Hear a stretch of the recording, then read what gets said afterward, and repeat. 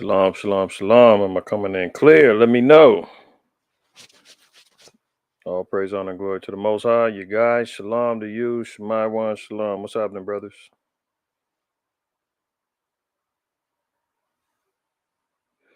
Give me 1 minute. Just trying to set a couple of things up.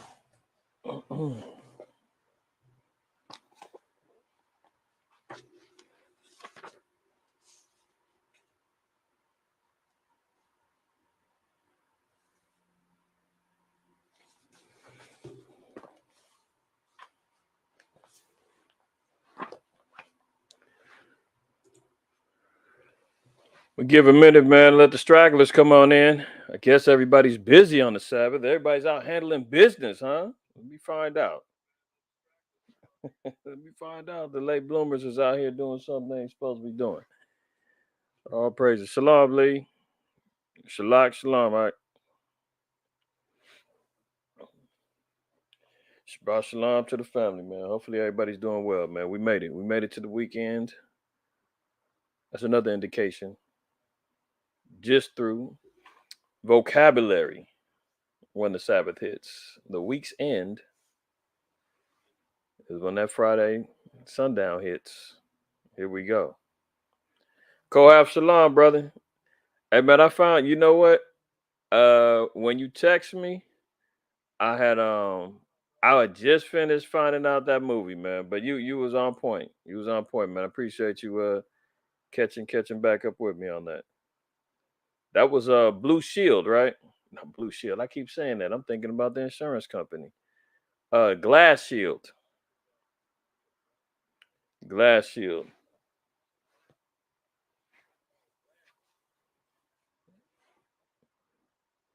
Yeah, indeed. For those who don't know, we was make mentioning in Wednesday's Hump Day. I was trying to recall a movie that involved Ice Cube, corrupt cops, and I may even got some of the plot wrong. The movie is damn near 20 some odd years old. I end up looking it up. I think it came out in 94 or 95, something like that. Uh, but it was a good movie regarding police corruption. Um, so forgive my memory. It was a 28-year-old movie, something like that. But it was good nonetheless, man. I remember watching that as a youngster. All right, hopefully everybody's doing well, man. We're gonna go ahead and get started very soon. I just want to give a couple more people a chance to join in, and if they don't, it is what it is. The ball must continue to bounce, as they say. Everybody all right? Hopefully everybody's doing well, man. We made it to the weekly Sabbath, man. Day of rest, day to reconvene, day to congregate, day to recharge. 6 days of labor, man. We go through hell throughout these 6 days. Whether you work 5 or 6 days, doesn't matter. Your mind's is occupied with the business and the affairs of the world, most of us, throughout them 6 days. The Most High said, take that seventh day to get your mind right, to decompress, to come back, worship and honor me. Drop all your burdens, drop all of your work, all of your labors, drop all of your money thoughts, all of your debt thoughts. Leave all of that alone. Come back and holler at him and be amongst those who feel or are ready to do the same. All praises, man. That's what the Sabbath is about, man. We're gonna go ahead and get it done. What happened? You said DoorDash. Yeah, Kanak, you don't want to shake the dice, man. Don't put the sanctity of the Sabbath into a wicked doer, an evil doer, and one who doesn't respect the laws of the Lord, man. We gotta, don't jeopardize that in the hands of others. Who knows? I never even used DoorDash, man. To be honest with you, I think I got like a $15 gift card they gave me from my job uh, to use for DoorDash. I don't even know how to use it or haven't even used it, man. I'd be kind of skeptical about people knowing where I live and food is there. And these times now with these famines and stuff kicking in, man, these damn maniacs could be taking notes about where people live. I mean, you see all the corruption, man, when these cats out here working Uber Eats and DoorDash and whatever else these other food delivery services are. They out there eating people's foods, jacking people's food up, harassing women and all that. Yeah, I feel you, brother. I hear you out. Brother Ryan, man, shalom to you, right? Shalom, shalom. All right, man. Hopefully everybody's solid. We're gonna go ahead and get rocking, man. As y'all can see, man, we've got a few things to discuss today. We're gonna go in. We're gonna go in today. I'm going to be a little bit cautious though in regards to the one portion of information that's on the titling where it said one world. I mean, what did I say? Koaf, appreciate you, brother. I didn't even go there. You know what? Let me post this up, man. Since I'm sounding like a broken record sometimes, listen to my brother. He got my back, right? So wipe your feet, brothers and sisters, man. Y'all got manners, man. Y'all know the etiquette. You know what time it is, and you know how to treat people's homes right, man. When you come on in, just wipe your feet. That's all. Hit that like button. That's all. I'm not panhandling. I'm not out here shaking a virtual cup saying, "Give me some money," you know, or all of that. Just keep the hope alive, as Jesse would say. Good old Jesse would say, "Keep hope alive, man." Do that by hitting that like button. All right. Appreciate you, brother. Appreciate you. Running out shalom, sis. All right. So as you can see in the title, and you got the one world technology has been introduced on buying and selling that's going to be universal. The technology is here, and line that up with Revelation 13. Some say it's, and I got to be careful because the last time that we discussed this and we did a lesson on that particular chapter, our channel got deleted. Well, not deleted, but we got a strike and they came down on us for even mentioning uh, the potato chip, situation. But nonetheless, y'all should know what I'm talking about when I'm speaking about Revelation 13 and buying and selling, rich, poor, so forth and so on, right? So technology has been introduced and it's been around for a little bit, but now they're actually having um, a more consolidated effort on how things are going. Some people are expecting it to be placed in us.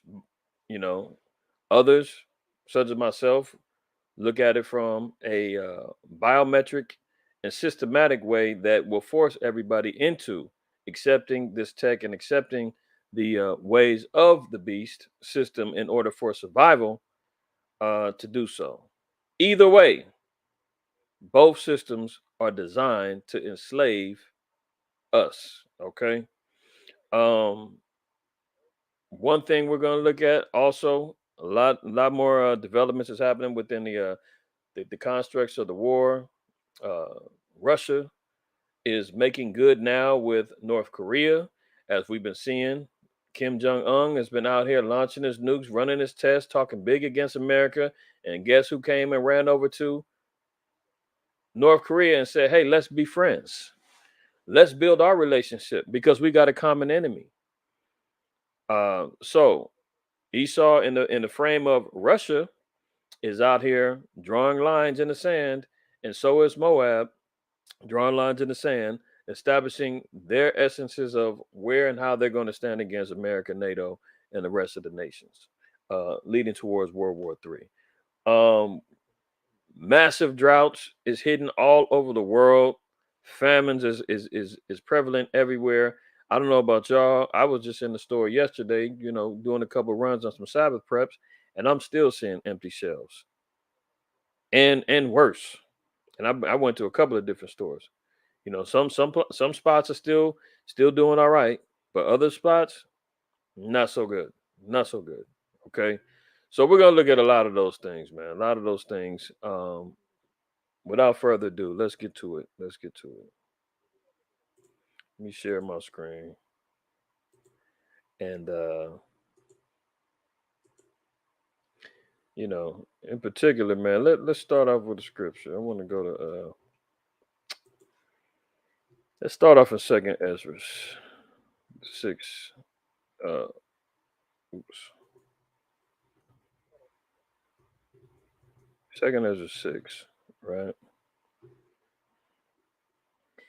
And let's look at this. Let's look at verse 7. And this is a glorious scripture, man. One of my favorites. One that should always be read. When you're down, when you're feeling as though the spirits and the world is against you, when you're feeling like all hope is lost, when you're feeling like your faith is starting to waver and diminish, when you need that strengthening, you need that comfort, you go to this scripture right here. Because this is a promise from the Lord. This is inspiring for the children of Israel. Okay? Blacks, Native Americans, Hispanics, man, this is a promise from the Most High. Verse 7. Then answered I and said, what shall be the parting asunder of times, or when shall be the end of the first and the beginning of it that followeth? So Ezra is praying to the Most High. He's receiving counsel of the angel, and he's getting to understand. He said, I want to know when this first era of evil, wicked rulership, heathen dominating over us, evil amongst Israel, constantly transgressing the laws of the Most High, living under cursed conditions. He said, I want to know when that's going to be over. And he knows that there is going to be one that follows after it. There's going to be a new world after it. And we ain't talking about Esau's new world. He's constantly trying to establish and saying he's going to be the one that institutes a new world, be it a new world order, be it when Columbus came in 1492 talking about the discovery of the new world. No, he's not going to be the one that dictates the new world. He's the end of that world that he keeps trying to reinstitute and recreate. That's the end of that particular world and the beginning of it that followeth. So we are going to have a beginning of a new world based upon righteous rulership under our King, Hamashiach Yahushai. The law, statutes, and commandments of the Most High will reign supreme, and things are going to be set back in order. We're going to be on top, above all nations, as it says in Deuteronomy 7 and the 6th verse, and they're going to be subject unto us as being greater than and being righteous rulers. Okay, so Ezra is wondering, when is all this going to happen? Verse 8, and he said unto me, from Abraham unto Isaac, when Jacob and Esau were born of him, Jacob's hand first held first the heel of Esau. What's so pivotal about this? The first essence of history that was instituted or understood is the two main characters of the story. We always talk about the Bible being the script, very similar to a movie script, a television series script, where there are characters in place. There's a storyline, there's a beginning, a middle, an ending, right? People have lines, people have things that they need to execute. My elders, Raj used to teach us when I was young in the truth. You got the good, the bad, and the ugly. The good is Israel, the bad is Esau, and the ugly are the nations. Now, when he said, when's the end of the first and the beginning of it that followeth, the angel came and told him, well, let's talk about Jacob and Esau. Let's start from that point right there. Anything before that doesn't even matter. These two nations are going to be the pivotal roles in the beginning and end. Now he went back and recovered. He said, remember, when Jacob and Esau was in the womb, they was already rumbling in. Jacob's hand first held on Esau's heel, right? Verse 9, for Esau is the end of the world. So Esau, being a nation, being a people, that's in the scriptures. That ain't a person. No, that was just one person. No. Genesis 36 tells us that Esau is Edom. What is it? I think it's in Obadiah says that that they're the people that the Most High has indignation with forever. So we're talking about a nation. We're talking about people. Their rulership will be the end of the world. When we see Esau and the Edomites ruling every aspect of the world, he said, know that when they're ruling, that's the signaling of the end. We're at that particular point right now. Ever since the Greeks took rule in 333 BC, all the way up until now, 2022, they've had a long reign from the Greeks to the Romans, to the British, to the French, to the Russians, to the Spanish, right? They've had a long succession of rulership. Now the Lord said, when their reign is over, that's the end of the world. Moab is not coming up next. There's not going to be some the Chinese talking about, oh, they want to be the leaders of the new world. That ain't happening, because you know what? They're still dependent upon Esau. That's why we've been seeing Xi Jinping over there in China warming up to his white zaddy, Putin. Now we're seeing uh, Kim Jong-un warming up to Putin. They're still relying upon Esau. We're going to see that in a minute. Even through the scriptures. They've always been around each other, relying upon each other, making coalitions against Israel. But the one who rules and runs everything is Esau. It said when he's ruling, that's when you know the end's coming. And Jacob is the beginning of it that follow it. So the 12 tribes, Israel, we're going to be the next rulers of the world. Verse 10, the hand of man is betwixt the heel and the hand. Other question, Ezra, ask thou not. Okay, so now we're seeing. He said, don't ask no more questions. You understand and know what I'm talking about. Let's drop down. We're going to drop down to verse 18. And further understanding how and this is all going to take place. What's going to be signs of the end under Esau's rule? Verse 18, it says, and it said, behold, the days come that I will begin to draw nigh and to visit them that dwell upon the earth. So there's going to be a visitation. There's going to be a second coming. There is going to be a spirit that the Lord puts within the earth that is actually going to start drawing up the signs of the end. Verse 19, and will begin to make inquisition of them what they be that have hurt unjustly with their unrighteousness, and when the affliction of Zion shall be fulfilled. So we're going to see an end in the fulfilling of our affliction. Hold on. Let me get one more scripture. Hold up. What's going on here?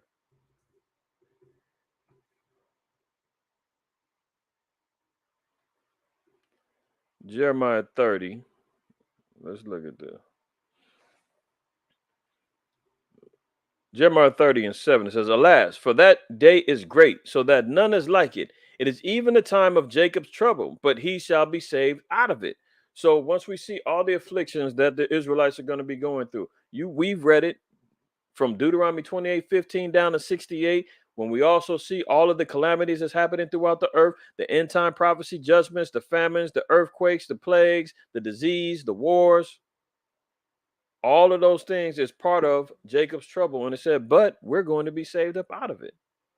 Verse 8, for it shall come to pass in that day, future tense prophecy, saith the Lord of hosts, that I will break his yoke from off thy neck and will burst thy bonds, and strangers shall no more serve themselves of him, but they shall serve the Lord their God and David their king, whom I will raise up unto them. Speaking about Yahweh Shai being David's descendant, the seed of David is still going to be reigning supreme. So he's speaking in that tense.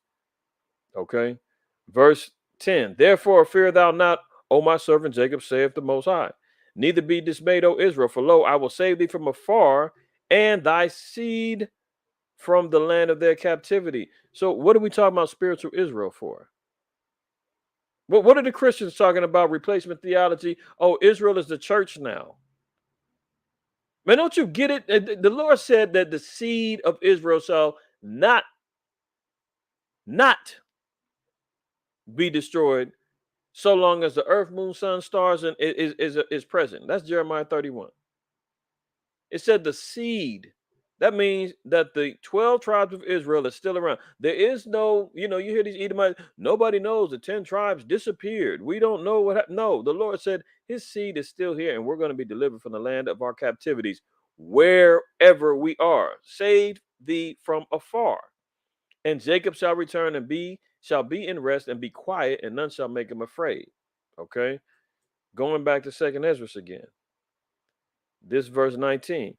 And so once we see and we're understanding all of the deliverance prophecies that the Lord said, we're going to go through trouble. That's unmistakable, right?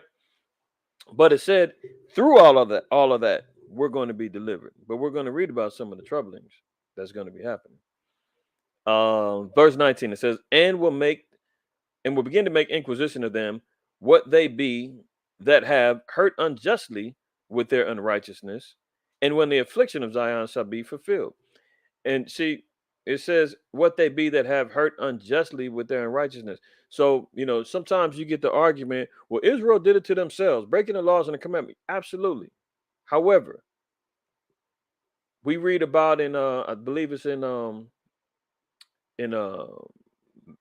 want to say it's Malachi. I want to make sure, but it says that Esau helped forward the affliction. Esau went above and beyond the call of duty when it came down to the afflictions that was imposed upon the children of Israel. Let me make sure I'm right on that one.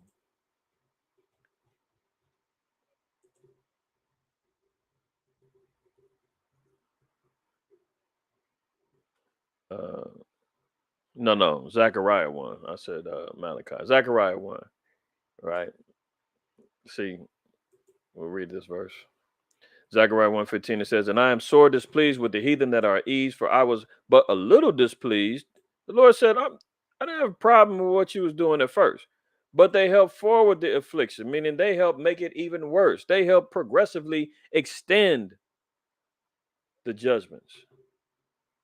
We know about all of the evil, wicked, secret counsels that Esau has done and the heathen that have done to try to remain in power, to try to remain rulers over us, to try to drain us of all of our spiritual power, energy, spirit of fortitude, wearing out the saints of the Most High, as it says in Daniel 7 and 25. So the Lord said they're out here at ease, living off of the afflictions of our people, right? So it said they hurt unjustly with their unrighteousness. So at some point in time, there are things that they were doing just unjustly, unjustifiable. We see it all the time. I mean, how many names do we have to run off from Sean Bell to Kareem Gaines to Sandra Bland to Mike Brown to you name it, George Floyd. The list goes on, man. Ahmaud Arbery. And unfortunately, there's so many names that could be ran off from the Hispanic perspective and the Native American perspective. With their unrighteousness, they were doing the stuff. The heathen running around here unrighteously, acting a fool, right? It says, and when the affliction of Zion will be fulfilled, verse 20, and when the world that shall begin to vanish away. So we're starting to see the deterioration of the world, and it's starting to vanish away, physically and spiritually. The grasp and the hold that the so-called white man has on the earth right now is slipping out of his grips. That's why he's going all out and trying to maintain it and saying, don't hold on. No, we're going to have a great reset. We're going to build back better. Well, if something wasn't destroyed and everything wasn't already in the midst of collapse, why would you even talk about building back better? And it is in Malachi, the first chapter. Most High said, thou shalt build, but he's going to throw down. So they're in the midst of trying to reestablish and trying to rebuild and we're going to have a great reset. We're going to start over. But it said it's starting to vanish away. I mean, I did the last weekend. We seen the sinkholes that's being established throughout the earth. Heat waves is all over the place. Storms and tornadoes, all these quote unquote volcanoes erupting, so-called natural disasters. The earth is starting to vanish away. And the white man is saying, oh, it's global warming. When he's responsible, it's man-made global warming. He's blaming you and me, saying it's too much carbon in the atmosphere. Well, doesn't everybody realize that humans are like 12 or 13% carbon? We're carbon-based individuals. So that's code for him saying there's too many of you here. And if this Israel is like the sands of the sea, we're really the main culprits first that need to be deleted. Do you understand? Then they want to talk about, oh, it's from the cows with the nitrogen and they're farting in the air. Oh, it's because of the cars and the emissions that's coming out. Oh, it's because of the ocean front. I mean, the turtles and the plastics and the recycling it. But who created all this technology in order to destroy the earth?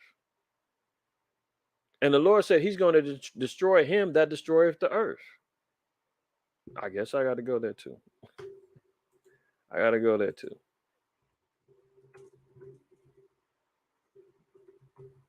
Oops.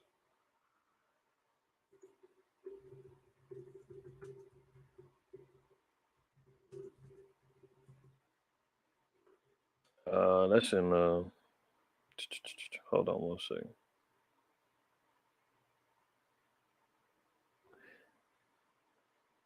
It's in Revelation, but give me one second.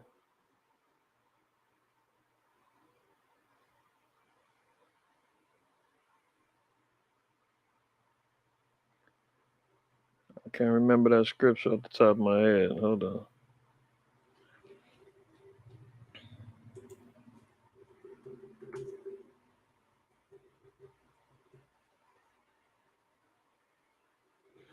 Shilaki, y'all. Give me one second. I'm trying to remember what that scripture is. There we go. 11:18. A Revelation. And it says, and the nations were angry, and thy wrath is come, and the time of the dead that they should be judged, and that thou shouldest give reward unto thy servants the prophets. So we're seeing about end time prophecy how the Most High is going to judge the earth, and the time of wrath is going to be coming, right? So it says now the dead is going to be judged. That's Daniel 12. It says that some the dead are going to be risen, some to everlasting shame, and some to everlasting life, right? Judgment is going to happen. It says, and that thou shouldest give reward unto thy servants the prophets and to the saints and them that fear thy name, small and great. So who's going to be rewarded? Is it the world, everybody and anybody whosoever believeth? No. He said his prophets, and as we read in the gospel, it says all the prophets prophesied unto John. So there's no additional prophets outside of who we read, and all the prophets was Israelites, all the way up until John. You got Yahweh Shai. Outside of that, we become prophets and teachers of the Most High because why? We're reading the prophecies that the former prophets laid down. Muhammad was not a prophet. The scriptures say that all the prophets prophesied unto John. All the prophets were Israelites. So the rewards are going to be coming to Israelites and who's the saints? Well, if we read Psalms 148 and 114, Psalms 148 and 14, verse 14. You know what? I gotta open up another one, so I'm gonna have to precept all of these. Now that I'm moving in the spirit, I'm just have to go there.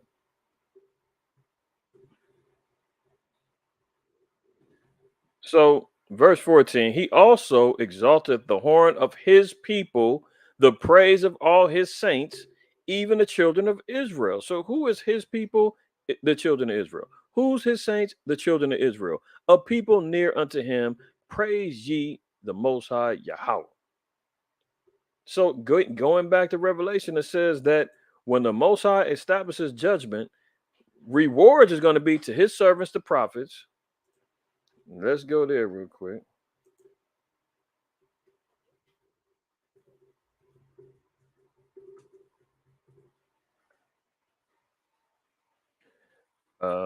And that's in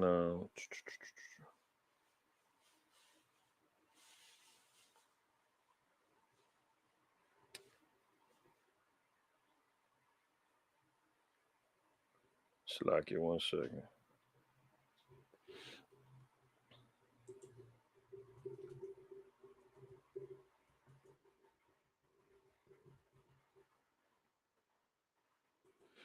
There we go. So Matthew 11:13. For all the prophets and the law prophesied until John. So who to say? All the prophets.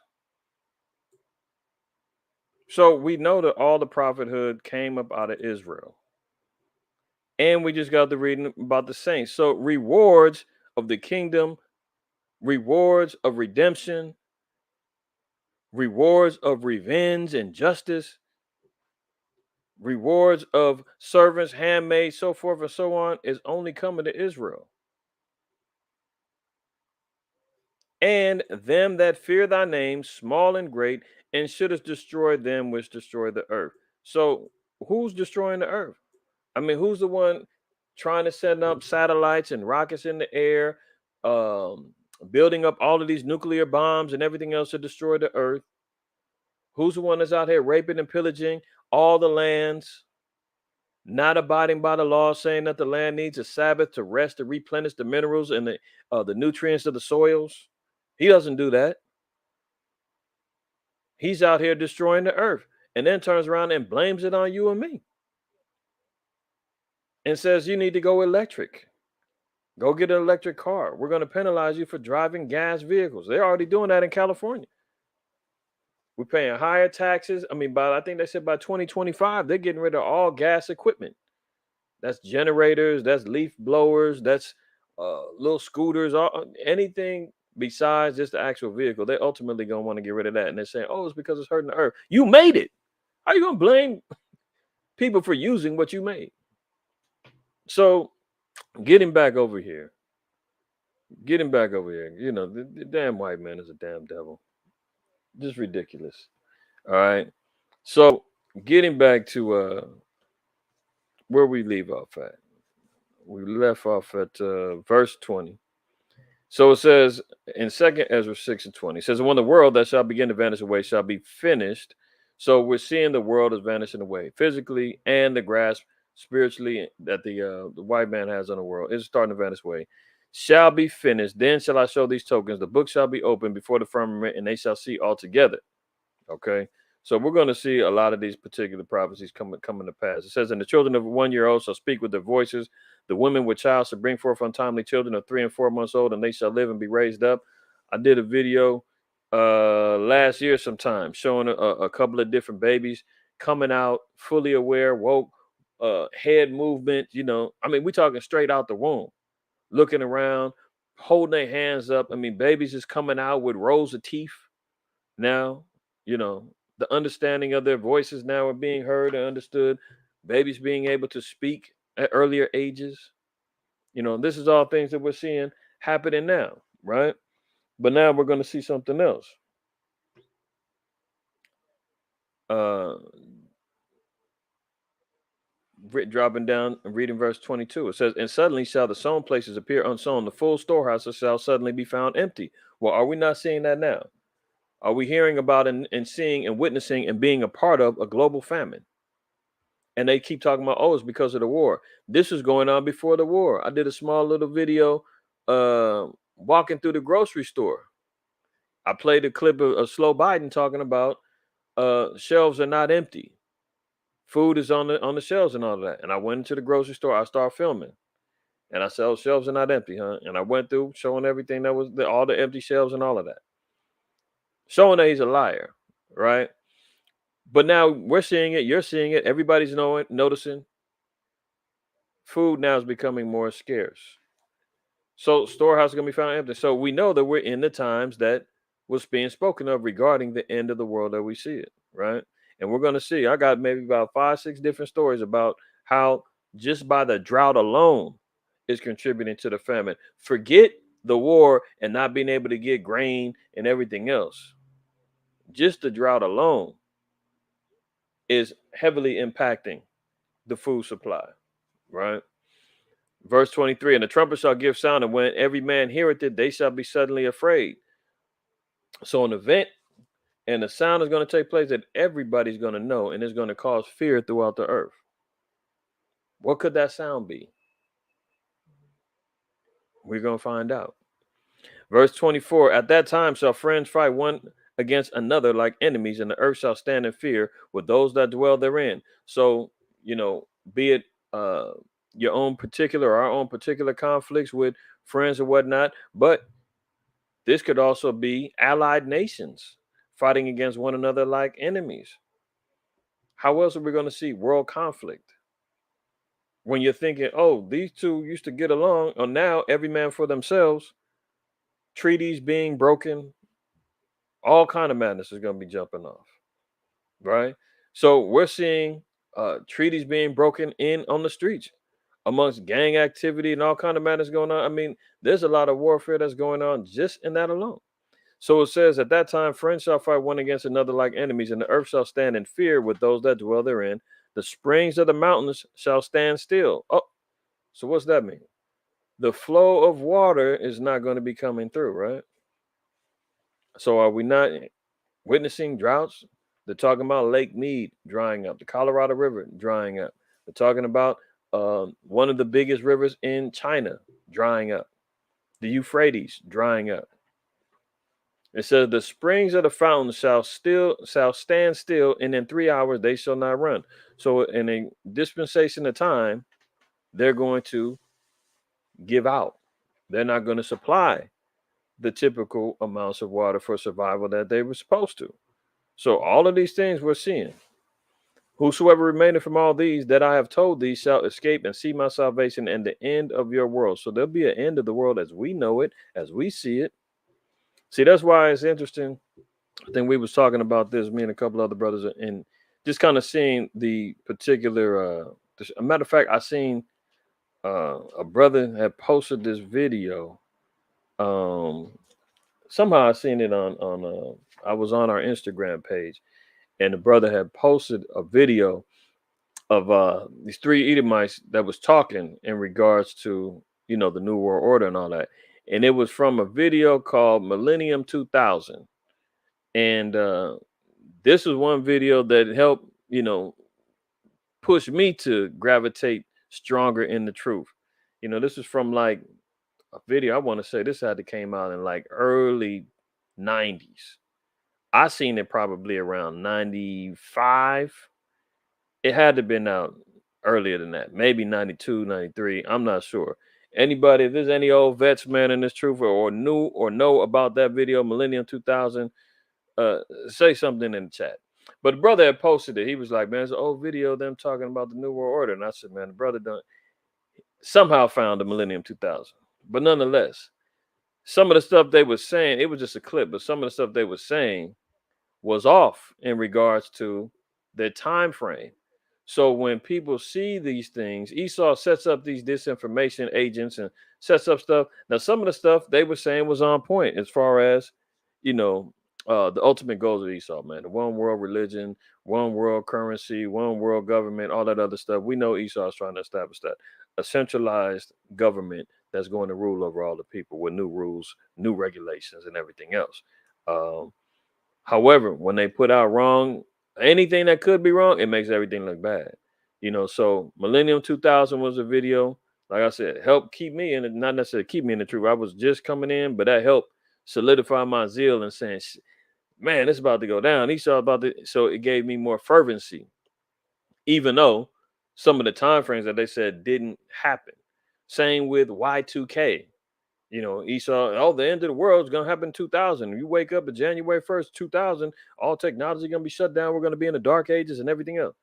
Some of y'all maybe remember that. Some of y'all wasn't born yet. You don't know what I'm talking about. Some of y'all was young when that came out, but everybody will remember that time frame. So when that didn't happen, the people ends up saying, oh, man, I heard about all of that. Remember 2012?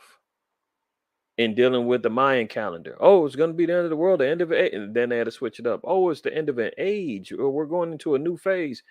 And it must change outside of more wickedness and more evil has happened since 2012. So all of these things get set up, and we don't see the ends as some of these external sources are saying. Why? Because they're not biblically based. They're not going along with what the creator said. I'd rather listen to the creator tell me when his creations are going to end and how things are going to happen because he set the blueprint. Let me see what the Most High says. Now, once we start seeing these things, now we're starting to see, oh, okay, this is more relevant. This is a lot more closer to what's being said than not.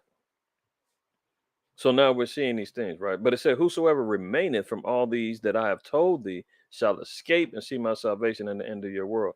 So this is the cold part right here. It said, who's ever left amongst Israel, because that lets you know there's going to be mass destruction, death, and everything else. He said, who's ever remains and escapes is going to see the salvation of the Lord. That means we most of us going to make it by the skin of our teeth, man. Lord willing. When we escape up out of it, that means all hell is going to be breaking loose, man, and you just made it out. It ain't going to be like, oh, we posted up, we good, I'm floating around. No. The Lord said, you just escaped. You just got out before it all goes down. Let's go to the next chapter in chapter 7. One more, and then we'll get to the PowerPoint.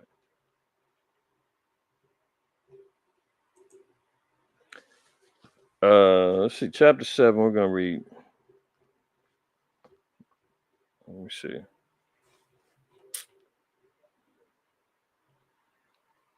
I'm just going to reread verse 41.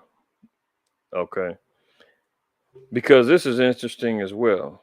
And if you look around, we'll see that this is also playing out right now as well. Okay. It says, even so now, seeing corruption has grown up and wickedness is increased, and the righteous are prayed for the ungodly, wherefore shall it not be so, not be so now also. So here we are in the times when we're seeing corruption going up, wickedness is increasing. And what are the righteous doing? Praying for the ungodly. We're constantly out here praying that Israel wakes up, praying for Israel to acknowledge the Most High, praying that Israel will repent, praying that we remain on the righteous path, reproving and rebuking and correcting and judging matters within homes and within congregations, trying to make sure that, we get our way out. And then it says, wherefore shall it not be so also? So as it was in the days of old, we see that we have to continue on in the same fashion. It said, but he answered me and said, the present life is not the end where much glory doth abide. So right now ain't the time for glory. We're not receiving our glory, our righteousness. We're not receiving the light of acknowledgement of who we are right now. We're not abiding in glory right now. We're looked at as the scum of the earth, man, the bottom of the shoe of the nations. It says, therefore have they prayed for the weak. But the day of doom shall be the end of this time, and the beginning of immortality for to come, wherein corruption is past, and temperance is at an end, infidelity is cut off, righteousness is grown up, and truth is sprung up. That's what we're praying for. That's what we're working for, laboring for. That's what our faith is being increased by. The promise is that this is going to happen. But the day of doom shall be the end of this time, and the beginning of immortality for to come, the kingdom, wherein corruption is past. Intemperance is at an end, infidelity cut off, righteousness grown up, and truth springs up. That's what we stay. I mean, that's why and how we should stay inspired by the word of the Most High. All right. So let's get to the part. What I missed in the chat. Let me make sure everybody's solid. All right. Boom, boom, boom, boom, boom, boom, boom.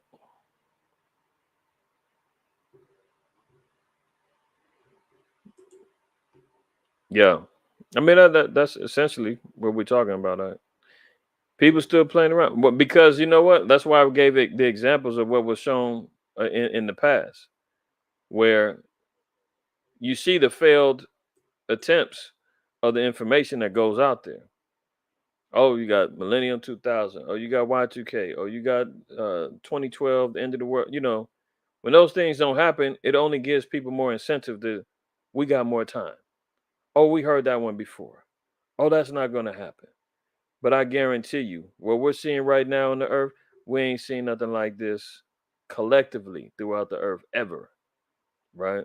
So this is a whole change. This is a whole nother thing that we experiencing right now. This ain't what we thought it was. All right, let me go ahead and get this PowerPoint going. All right. So uh you see the headlines here, man. Meltdown in Europe. A chilling map shows how Chernobyl style fallout would spread across Europe as Russia plans an attack on a nuke plant today. Well, that's another somewhat of a fear mongering headline because today essentially was yesterday.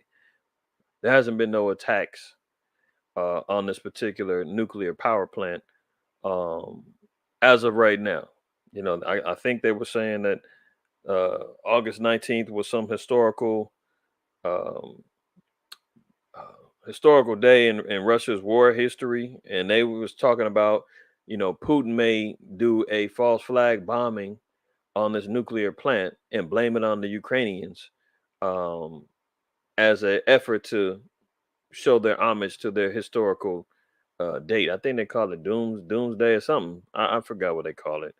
But nonetheless, there's a particular nuclear power plant that's in danger. I talked about it a little bit last week, um, last Sabbath. But Russia is over there storing up supplies and they're putting things over there.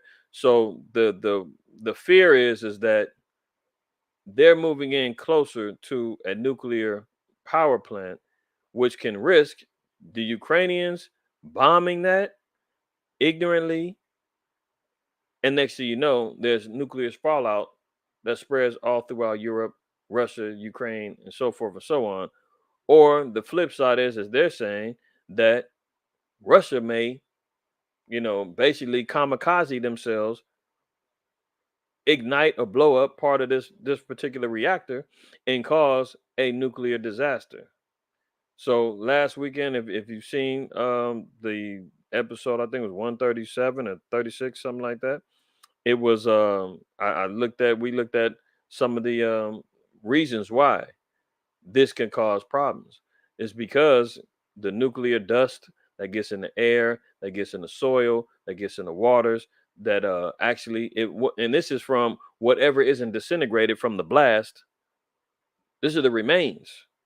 So you're talking about highly toxic air, water, land, uh, damaging the food supply, so forth and so on. And this lasts for years. Look up the history about Chernobyl, as they're quoting in this article. Chernobyl was uninhabitable when they had a nuclear power plant that leaked out and they had an explosion that happened over there back in the 80s. They said you can't even go over there without a damn hazmat suit on and a radioactive suit right now. Just look up Chernobyl, but they're saying another incident can happen like that. The problem is that when this happens, if it does happen, it's going to spread through all of these other particular countries. So, looking here, this is why we just got the reading about the end of the earth and the deterioration of the earth. Stuff like this happens. Oh yeah, the earth is finished. Look at this. A total of 13 countries could be affected by radiation leaks from Zaporizhzhia, including Ukraine, Belarus. Zaporizhzhia, that's the city that has the power plant. It says including Ukraine, Belarus, Moldova, Lithuania, Latvia, Estonia, Poland, Romania, Serbia, Hungary, Slovakia, the Czech Republic, and Russia. So all of these nations, if there is a leak, if there is anything that damages with that power plant, all of these damn nations is gonna be jacked up. Well, hey, do you notice anything that I see? Who are the people that inhabit those lands the most? Now, I'm sure there may be some small droplets of Israel in there somewhere. I mean, the Most High said we scattered throughout the four corners of the earth, scattered into all the countries. We might have a few, just like we seen all of the African students that was leaving up out of there. Some of them was Israelites, and people saying, "Damn, there's white, black people over in the Ukraine. There's black people over there. Who knew?" Now we're seeing about how our people are scattered. I ain't saying all of them. But some of them, depending on where they was coming from, some of them was coming from Nigeria, some was coming from Central Africa, places in which our people were uh, scattered to and still remain. Some of them was over there. But on the vast majority, I mean, all these Edomites, man. Now, how else would the Most High say he's gonna have? How else is he gonna, get rid of Esau? How else can we see judgment happening to those people? Russia's own Ministry of Defense warned this week of a potential accident which could send radioactive waste as far as Germany. It claimed that the plant's backup system was damaged, but blamed Ukrainian forces for nearby missile attacks. So there is damage, but it hasn't leaked out yet. But they're concerned. All right. Is Putin plotting to unleash hell on this holiday? So this is what I was making mention before. They were making mention that he may decide to do they was calling it the Independence Day, their Independence Day, that he may make a point and do a bombing. Clearly that didn't happen, but just keeping track of the headlines, we see what's going on. Doesn't mean that it may not still happen in the future. They were just trying to estimate he possibly might do it on this day because it's the Independence Day. It's because of the liberation of Russia. Maybe because speculation, but he didn't do it, right? But we do know that there is plots for further attacks to happen, and they're concerned about Russia being in that particular city where the nuclear reactor is. That and that's just like we covered the story last week. Russia was blaming the West, saying, "Look, you're the one supplying Ukraine with all these particular destructive weapons, and they're hell bent on trying to hit us wherever we're at. Now we're over here by this reactor. If stuff happens, we're blaming the West." Let's move on. Russia holding war games in Venezuela, sending alarming signals throughout Latin America. So we've talked about alliances that's being made. We talked about lines being drawn and people, deciding on what side of the fence they're going to stand on when this world war hits off. It's not a matter of if, it's just a matter of when. So now Russia is in Venezuela holding war game scenarios, trainings in this particular country, which is in close proximity to America. So do you think that America's over here scratching their head saying, uh-oh, they're over here practicing war close to our borders? Snipers from Russia and other countries um, hostile to the United States are competing in war games being held this week. So it's not just Russia. It says other countries are there in Venezuela, all that got beef with America, practicing and preparing for war. Competing in war games being held this week in Venezuela in events described as Olympic Games for soldiers that were organized not only to show that Moscow still has friends, but also that some of them are in Latin America. The International War Games have been held yearly since 2015 following Russia's annexation of Crimea, and Venezuela has participated from its beginning. But this year's games are the first held in Latin America and include participants from Cuba, Bolivia, and Nicaragua. Forces from Burma, Belarus, Abkhazia, Uzbekistan, China, India, Pakistan, and Indonesia, are, among others, also participate in the competitions. These are nations that, quote, daily condemn imperialist aggression against the peoples. Venezuela Defense Minister Vladimir Pedrino Lopez declared as he inaugurated the games on Wednesday. So they're proclaiming, oh, this is just military Olympics. You don't think that they're sitting there having conversations in regards to the big bad wolf, the great whore, America? You don't think that these particular games are geared towards war against America and the beast and NATO? See, they're just practicing, claiming that these are military. Oh, we're just playing games. But all of these particular games are all geared towards strengthening their fortitude as soldiers in war. And notice it says this is the first time that they actually did it in Latin America, and all of the countries that are participating all got beef with the beast. I mean, with the great whore, Babylon. The world's most dangerous tit for tat. China deploys 51 warplanes and 6 ships around Taiwan in response to America's sending nuclear stealth bombers over the Pacific and Taipei agreeing to U.S. trade talks. So we see here what's going on. Nuclear stealth bombers are being used now in these particular threatening flights over seas. So it says China sends out 51 warplanes and 6 ships around Taiwan. Why? Because America sent a nuclear stealth bomber over there in the South Pacific Sea. And now we're seeing what's happening with Pelosi. Why she went over there? Because she went over there trying to diplomatically deal with some trade talks and trying to get some money up out of Taiwan. And now it's coming out that her and her husband and all of them have stock interests in some company that they linked up with while they was over there in Taiwan. So she was over there getting money, checking up on her stock interests and all of that. It wasn't all just diplomacy, dealing with trade talks for America. She was over there, man, trying to secure her bag. And in the midst of that, now she done turned up the war or the threat of war. So it says down here, Taiwan said 25 aircraft that crossed the Taiwan Straits median line, which in normal times act as an unofficial barrier between the two sides, or flew into Taiwan's air defense zone. The U.S. government said today it will hold trade talks with Taiwan in a sign of support for the island democracy that China claims as its own territory, prompting Beijing to warn Thursday it will take action if necessary to safeguard its sovereignty. The announcement of trade talks comes after Beijing fired missiles into the sea to intimidate Taiwan after U.S. House Speaker Nancy Pelosi this month became the highest ranking American official to visit the island in 25 years. So there go the damn white woman, man, over there stirring up the pot again, pulling the Karen, provoking things as usual.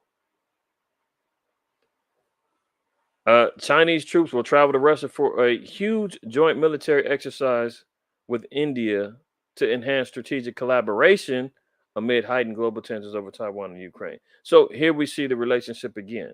Let's go to the scriptures. Let's go to the scriptures. Let's look at Judith.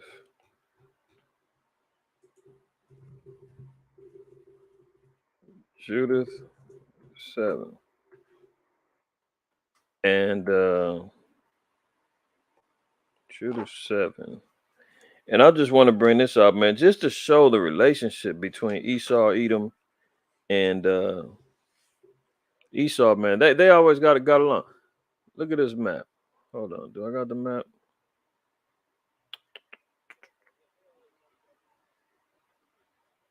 I don't see it. Let me see here.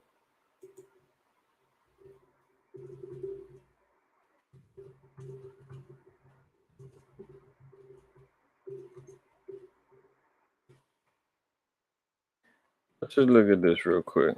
Okay. So we can see here just along by the map, right? They're always neighboring cities. See, Ammon, Moab, Edom. They're always in cahoots. They're always been together in a number of different uh, political strategies, right? And always aligning themselves together when they come up against Israel. If you look at this too, this is almost when you read in Psalms 83. Matter of fact, me and my sons was just talking about this earlier this morning. This is the conglomeration of all of the nations in Psalms 83. When you read in Psalms 83 and it talks about all the nations that are confederate against us, above Ammon is Assyria and Ashur. Nabatew, these are the Nabateans, in which is Ishmael was conquering these particular lands. We were surrounded. All this is the Northern Kingdom, but you know what? I'll find a better map. I'll find a better map to show that point that I'm trying to make. But we see here, man, Edom, Moab, Ammon, they're always been together, right? So it shouldn't be too surprising when we see instances of um, when we see instances of these all working together. See, this is somebody got a decent little map here showing their relationship, how they are together. Here's a northern kingdom. Here's a southern kingdom. The Philistines over here, Ishmael, all of the Assyrians up here. All of these nations from all of this side, all over here, all up in here was all against Israel, man. Here we are being cornered and damn near being pushed to the brink against all of these other nations. It's always been Israel against the world, man. All the nations is against us. All the nations hate us. All the nations plot against us, using abuse. Oh, hold on. Somebody made a map. Is this one good? Hold on. Psalm 83 and Ezekiel are similar.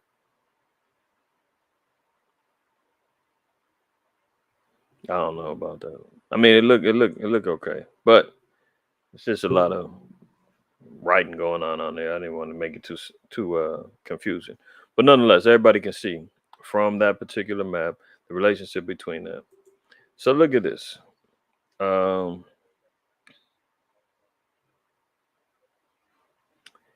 and this is under the Ashurites and the captivity under them, or the potential of captivity, and that's going to war against them. Here we're seeing who's playing roles in fighting with them against Israel. Judah 7 and verse 8. We're going to read verse 8 and 9. Then came unto him all the chief of the children of Esau, and all the governors of the people of Moab, and all the captains of the seacoast, and said, let our Lord now hear a word, that there be not an overthrow in thine army. For this people of the children of Israel do not trust in their spears, but in the height of the mountains wherein they dwell, because it is not easy to come up to the tops of their mountains. So they had the knowledge, and just like you read in the 5th chapter, the Ammonite knew about our history. I know everybody should be familiar with that particular history and story. Where the general, let me get his name. Hold up. Achior was the captain of the sons of Ammon. He came out to give Holofernes information regarding the children of Israel, our history. How do we conquer them? What should we do? He knew all the history from Egypt all the way up until the present. Bottom line, he said, if this people sin against their Lord, we can overthrow them. If there be found no sin in these people, you can't mess with them. Leave them alone. So the Ammonites knew our history. Now we're seeing here, it says the chief children of Esau and Moab, they came up and told him the same particular incident, but here they are talking about military strategy. They said that they ain't worried if they're not proficient and they don't trust in their spears and all of that. They geographically are set up on a mountainous region where they have the advantage, because you always have an advantage when you're looking down on people. That's why snipers always use elevated platforms to take people out, because you have the vision advantage. You have the advantage. It's harder for you to shoot upwards or whatnot to hit your target. Shooting downwards is a lot easier, so forth and so on. So they're giving background history and information regarding our people.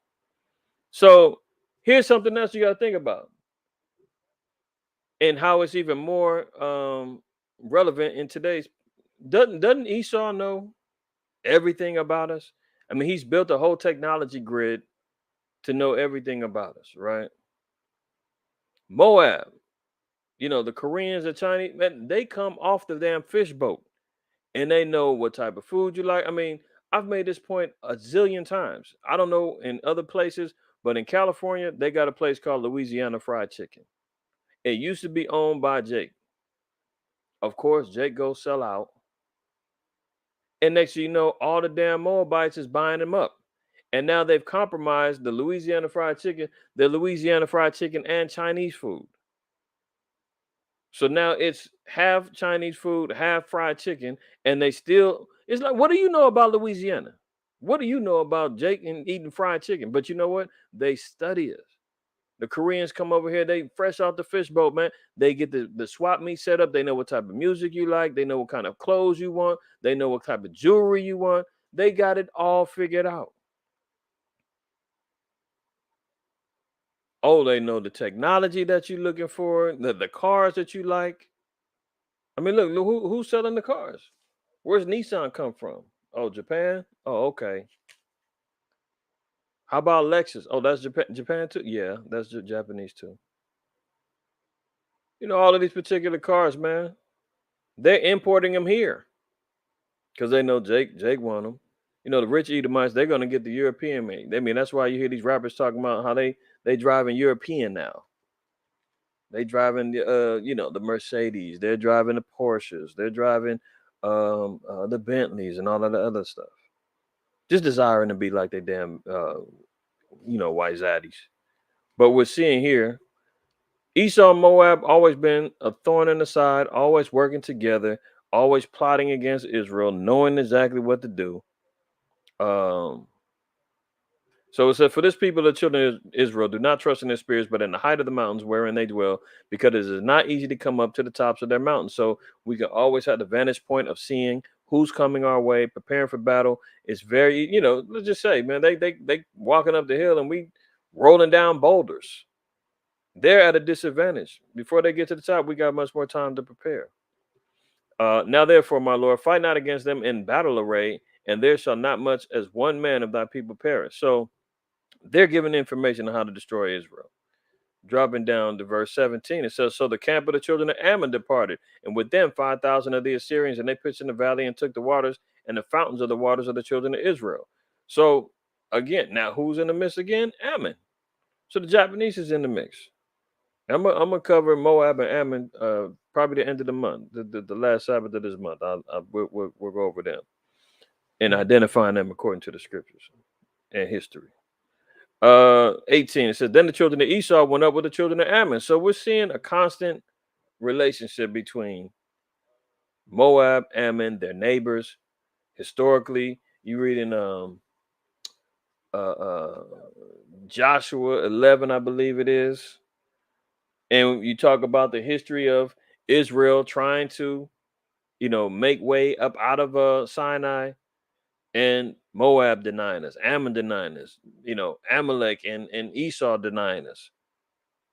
We know that there was a slave trade with the Chinese had Jakes in captivity at some point, a time in history. But the majority of the real afflictions come from Esau. But Moab and Ammon, they just continually make our life difficult, just like they did um in Joshua. I believe it's Joshua. Let me make sure. Let's say it's 11. Um, Canaanite. Let me see.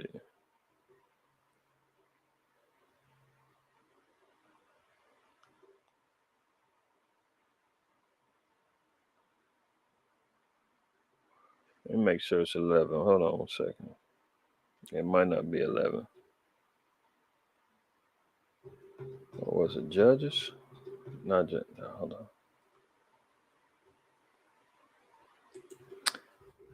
I want to say it was in the Slocky, y'all. Give me 1 second. No, it was Judges. I said Joshua. My bad. Let's just go there real quick. Real quick.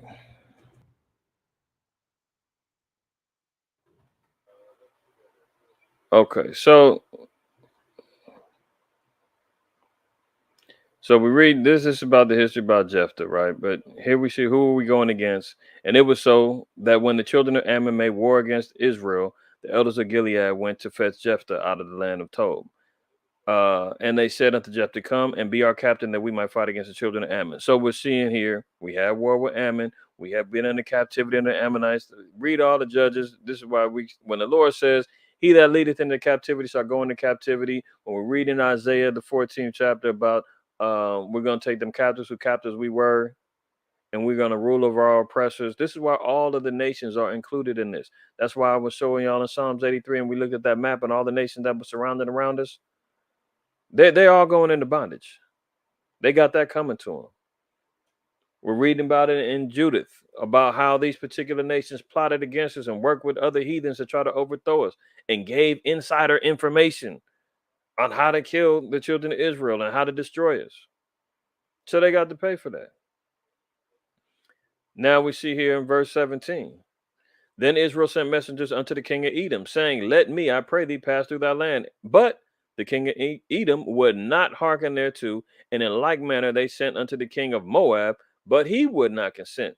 Moab said, Hey man, if Esau didn't do it, we ain't doing it. Why Zadok said no, we're not doing it. And Israel abode in Kadesh. So again, here we see Moab just making life difficult. Hurry up and buy. You buy, you go. All that other stuff, man.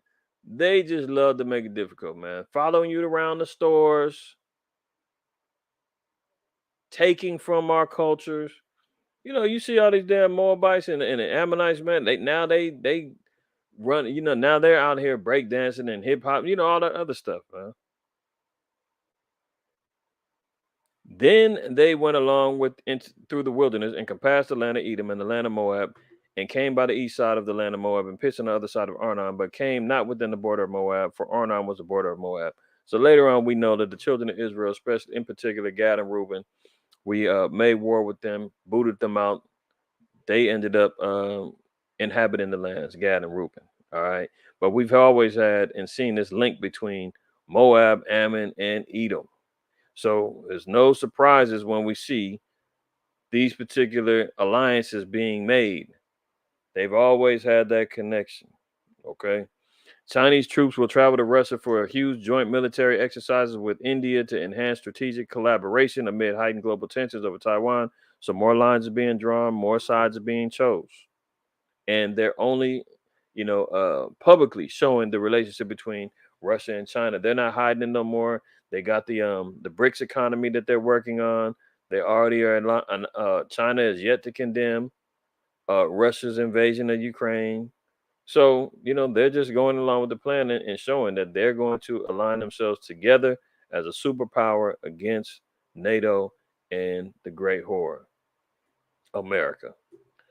Russia vows to expand its relations with North Korea. So here you go. More evidences of them linking up together. Russia and North Korea will expand their, quote, comprehensive and constructive bilateral relations, President Vladimir Putin has said. What he dropped down here and said, he added that their, quote, camaraderie friendship would grow stronger. So isn't that what they've always had historically? So we see where their relationships are going. Okay. And like we said, we've seen what North Korea's been doing. And now it only makes sense why Kim Jong-un was out there showboating and showcasing all of his nuclear testings, all of his defiant comments, all of him making sure that he stood on business saying, hey, if America wants smoke, we got it. We're ready to nuke. So now Putin said, good job. You've proven yourself to me. Now we can come along and be, because North Korea is like the little brother of China. So now it's like, oh, okay, he's proven himself too. We'll bring you aboard, man. Let's grow together. That's all he wanted. He just wants to be accepted. He wants to be on the stage with the big boys. Now he's making his allegiance clear. Putin says, okay, come on. You on now. China warns the U.S. against sailing warships through the Taiwan Strait.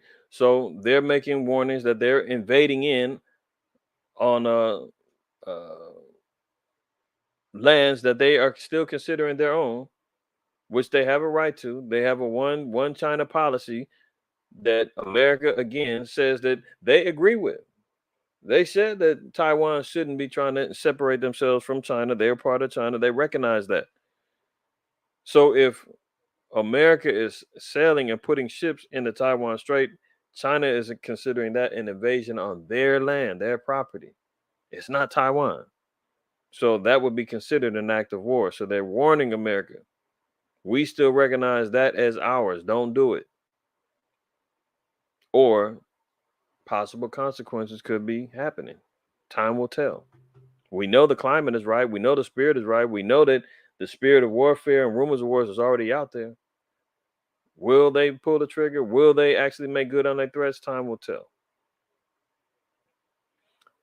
Look at this. U.S. military carries out successful Minuteman missile tests, demonstrating the readiness of U.S. nuclear forces after delaying earlier tests over China tensions. So the question remains, Why are all these drills and tests being done? Why are all of these heightened military exercises being done? Why are they testing and being prepared for nuclear invasions? Y'all seen the video about telling everybody in the PSAs for the state of New York, telling everybody get ready for a nuke. What to do in preparations if we get nuked? That ain't never happened before. Now we're seeing all the nations is out here testing and test firing and doing everything and aligning themselves up. What's bubbling? What's brewing? I mean, the quote unquote rumors of wars could never be more louder. But I'm not here to declare it's going to happen when it's going to happen. But we do see that the nations are preparing for something, but they're too busy telling you get ready for the new Lord of the Rings. Oh, don't worry about it. The new what's the name of that? Game of Thrones is coming out. Don't worry about that. Power or Canaan Power, whatever that show of 50 Cent. Oh, that's coming out now. See, distractions after distraction after distraction. Oh, the new TikTok dance. Oh, the new cloud chasing thing. They talking about teenage kids is out running in front of trucks on purpose. Some of them are getting hit and getting jacked up. I mean, there's all kind of folly going on out there.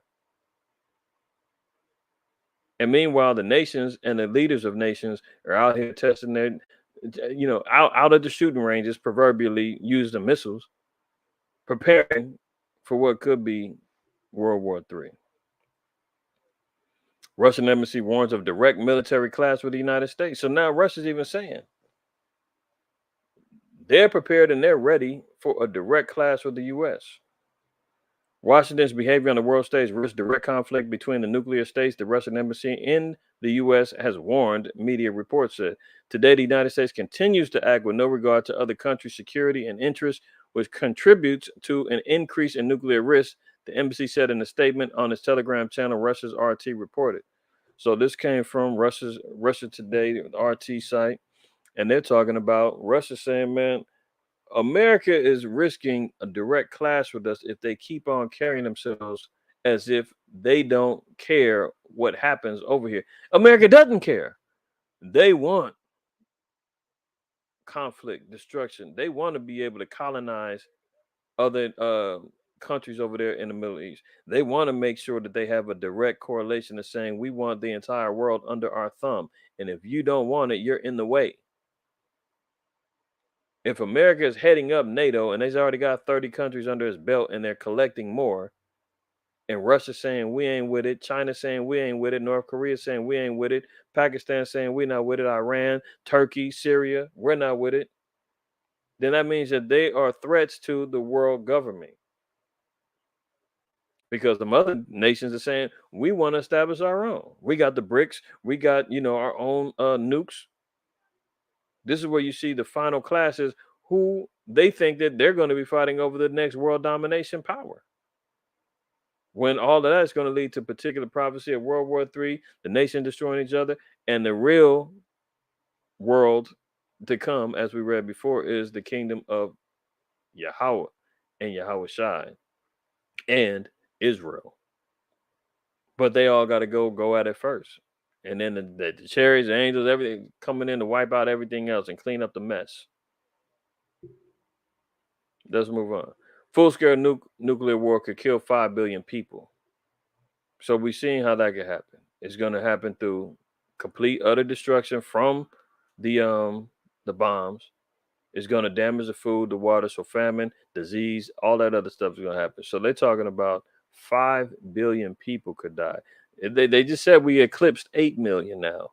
So they're saying that 3 billion people could survive or would survive. And that's, who knows how accurate that is.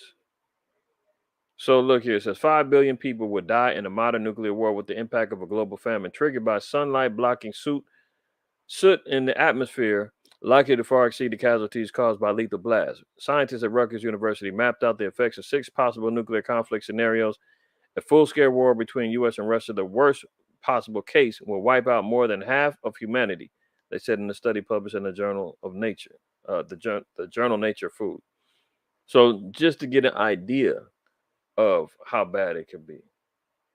Because if you're looking at it from this perspective, you saying, well, when has it ever been that bad?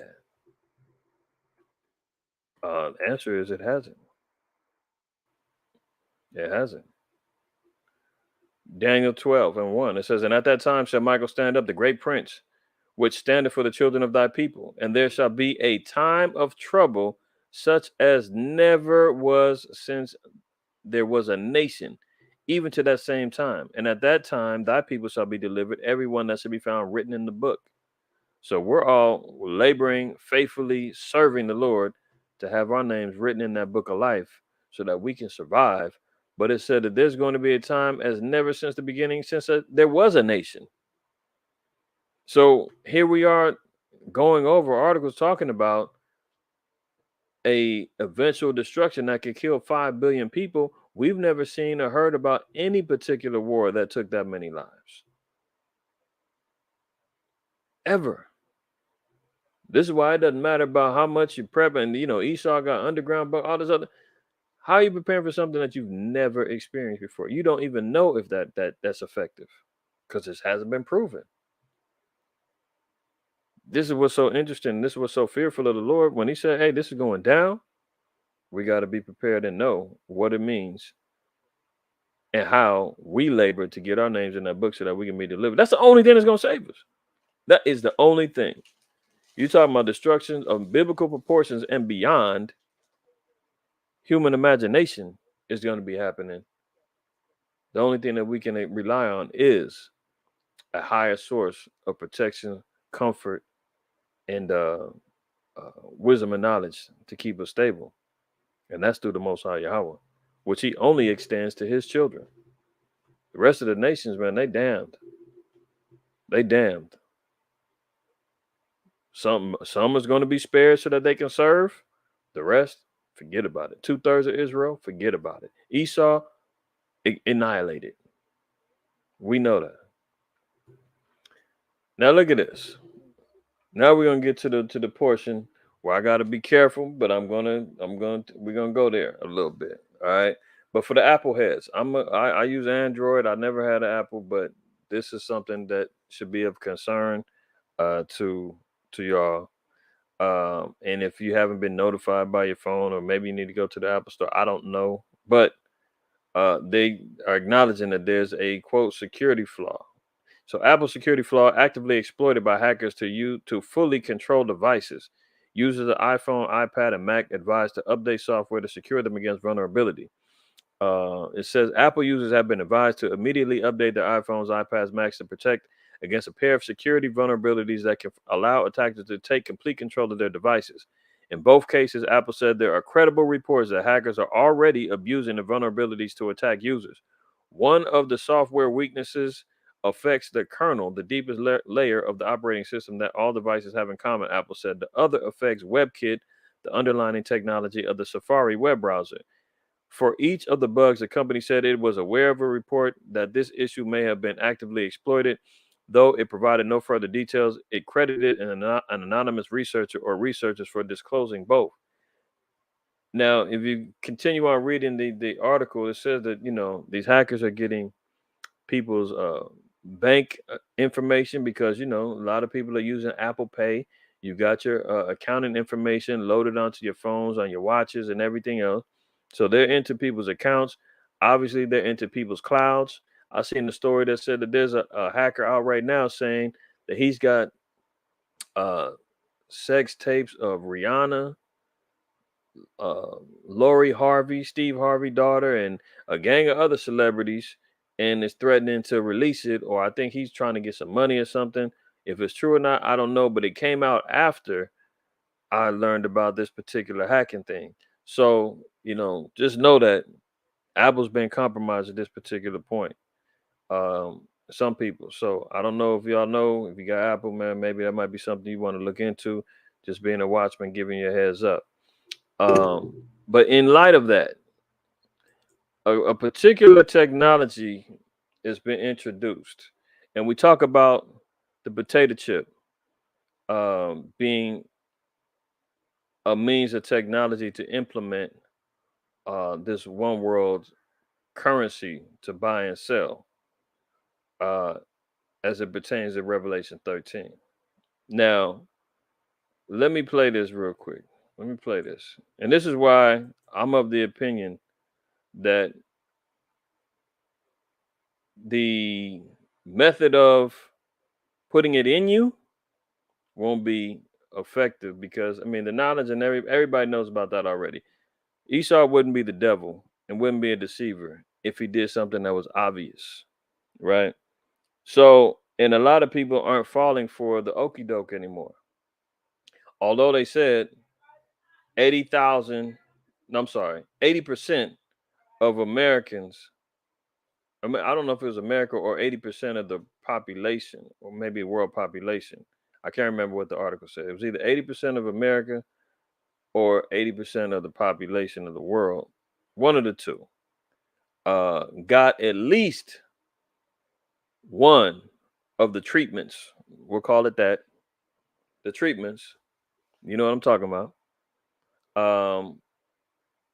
For that DVOC, right? And in most scenarios, everybody's saying they wouldn't do it again. So that's problematic for Esau if his next move is, well, the next one is going to be the real thing. You're going to have a strong wall of defense of people saying, nope, nope, nope, nope, nope. And some may say, well, that's the point. The majority of the world is going to be put to death. The rest that do abide by the protocols is going to be the ones who's living. Well, then that means that the evangelical Edomites and everybody else, they're all considered the righteous that didn't take the thing. But I digress. I don't want to go too deep into that. But let's hear the head of Moderna, who is one of the leading makers of the treatments, right? Let's hear what he got to say. It's sad to say. I'm in the process of throwing 30 million doses into the garbage because nobody wants them. We have a big demand problem. We right now have, it's sad to say. Now, he got a strong accent, but he said it's sad to say he's got 30 million treatments that he's got to throw away because nobody wants them. I'm in the process of throwing 30 million doses into the garbage because nobody wants them. We have a big demand problem. We right now have governments. We try to contact, not only ICF, who is doing great work with his team trying to get demand into the countries, but also we contacted through the embassies in Washington, every country, and nobody wants to take them. It's sad to say. Did you hear that? So he's got 30 million treatments that nobody wants them. He's got to throw them away. And he's contacting all of the governments, Washington, so forth and so on. They're all saying no thanks.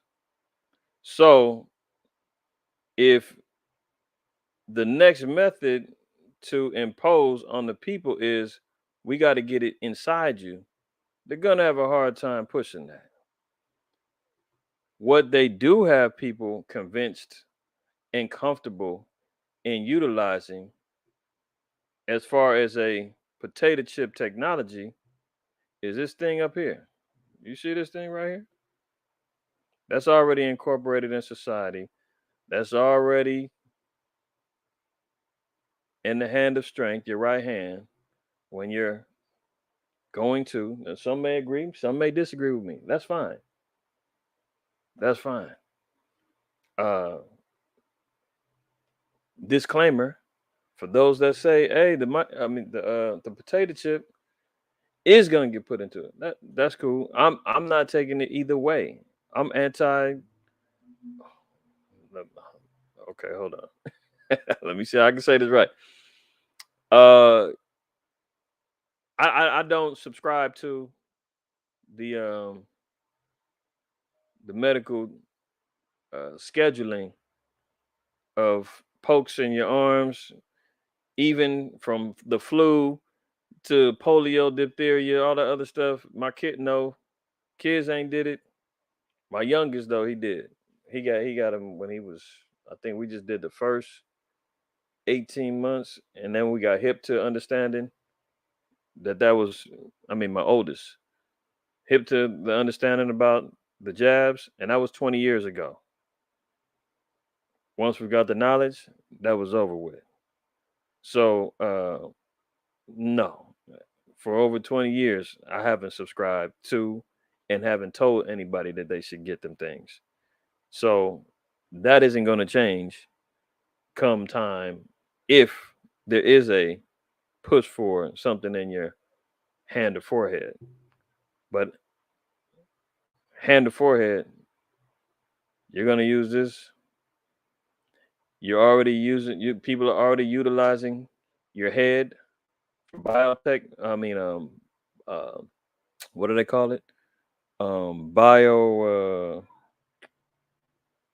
Jeez, why I'm losing biometrics. Don't they have the iris scans for you to open up your phone, unlock your phone, your fingerprints to unlock your phone? Are they already incorporating all methods of payments to go through your phone, your banking, everything, your history, your alerts, and it comes with its own potato chip. So this is a credit card known as Curve, right? And if you see up here, it says join the waitlist today and be one of the first to get Curve in the USA. It's already been incorporated in Europe, and they're on their way to putting it over here, right? So let's look at how it works. Everything you need to know about the app and how it works. You got to download it. Where's it getting put on? You got to utilize your phone. You got to utilize the same thing that everybody's already accustomed to. Everybody's already spoiled with. Everybody's already addicted to. So why not look at it as, oh, it's convenient. You're already using it. You're already part of the system. You're already with it. Come on in. This is unintrusive. It's a little bit more slick, a little more devilish on how they can slide in this particular tech, right? Convenience. Get the app, download the Curve app, and apply. Once approved, your car should be within you in 3 to 5 days. Isn't that nice? 3 to 5 working days. You can be locked in. Okay, now look at this. Here's the thing. Add your cards. Use the camera to scan and upload your card details automatically or enter them manually. Repeat for any other cards you want to add to the Curve. So do you understand? Look at this. This one particular app and one card will house all of your other card information. Look, Curve will support valid Visa, MasterCard, Discover, or Diners Club. All of your credit cards, all of your methods of payment can be put in one place. And it can conveniently be downloaded as an app onto your phone. So guess what? You don't even need the card no more. All you do is scan your phone. Your phone will be the doop, doop, the reader. Your phone will be your identifier. Your phone will be your watch. Your potato chip is in here, right? All you do is what? Start spending. You can go totally card free. Oh, by hooking up your Curve app to the Apple Pay or Google Pay. Any card you add to Curve will work with them, even if your bank doesn't. That's the kind of life hacks we like. See that? So there's a centralized technology that is already being lined up, and they're saying get on the waiting list so that you can be part of the Curve. And guess what? You will be rewarded for using it. This is a virtual card on the Curve app. Your balance is made up of money earned through cashbacks. Oh, your balance is made up of money earned through cashback promos or referrals. Tell a friend, you can get a little money. If anybody is knowledgeable about the patent that Bill Gates has on the crypto technology, they were calling it the 666, but it actually has 4 sixes in the patent. Hold on.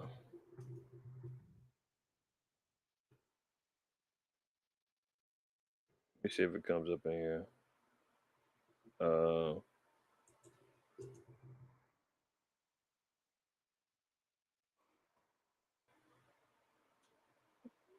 Yeah, see.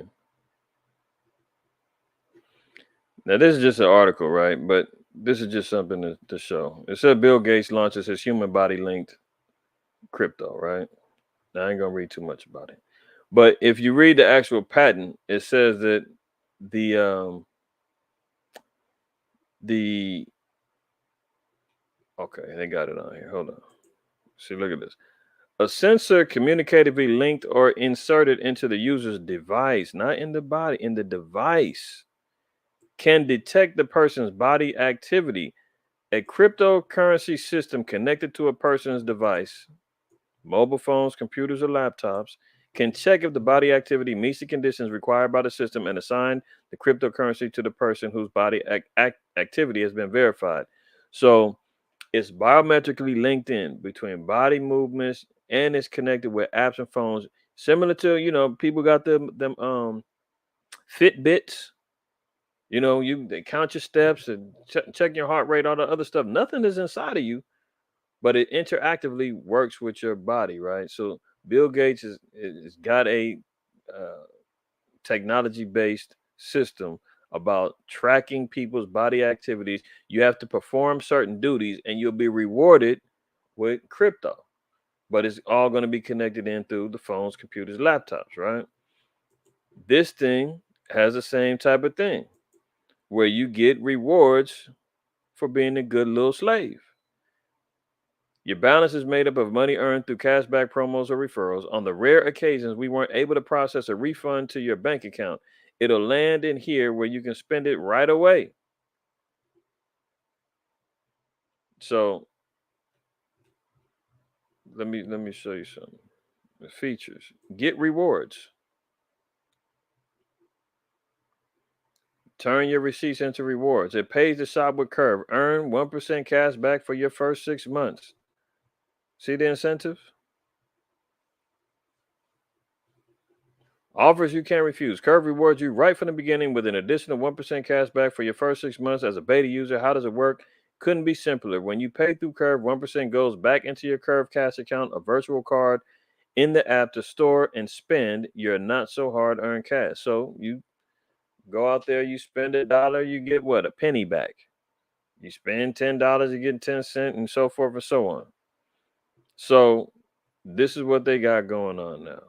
All right. I'm gonna keep it short and sweet, but understand where they're trying to get the system going. This is just the first technology, and they're going to copy it. Because look, this is the ultimate thing that they want to establish as well. This is already in motion and it's going on through Europe. And look who put this out. You see at the top, the World Economic Forum. That's Klaus Schwab. These are the global controllers. These are the ones who's out here calling the shots. These are the ones who got the politicians under their thumb, under their boot. So not only will we be dealing with a one centralized payment system, but it's also going to have these particular restrictions on it. This credit card has carbon emission spending limits. So once we understand what that means, what does it mean?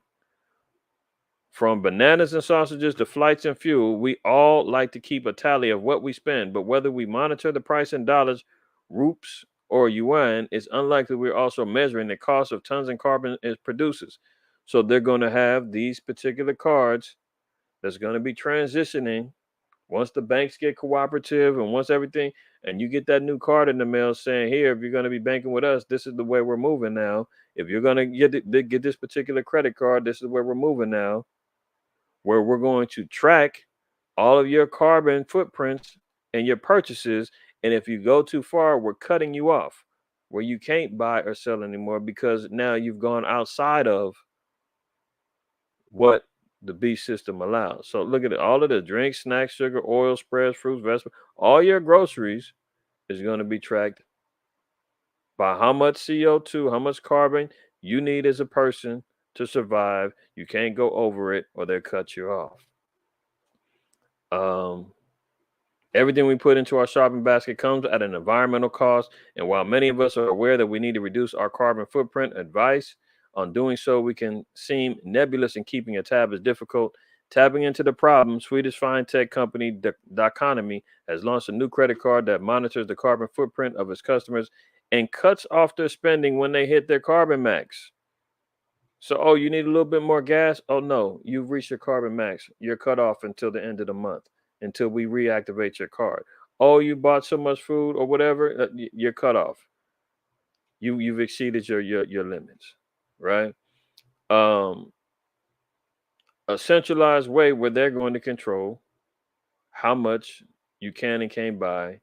They're going to monitor everything. There was another, I think it's a Forbes article. This might be the one. Yeah, see, this the card right here.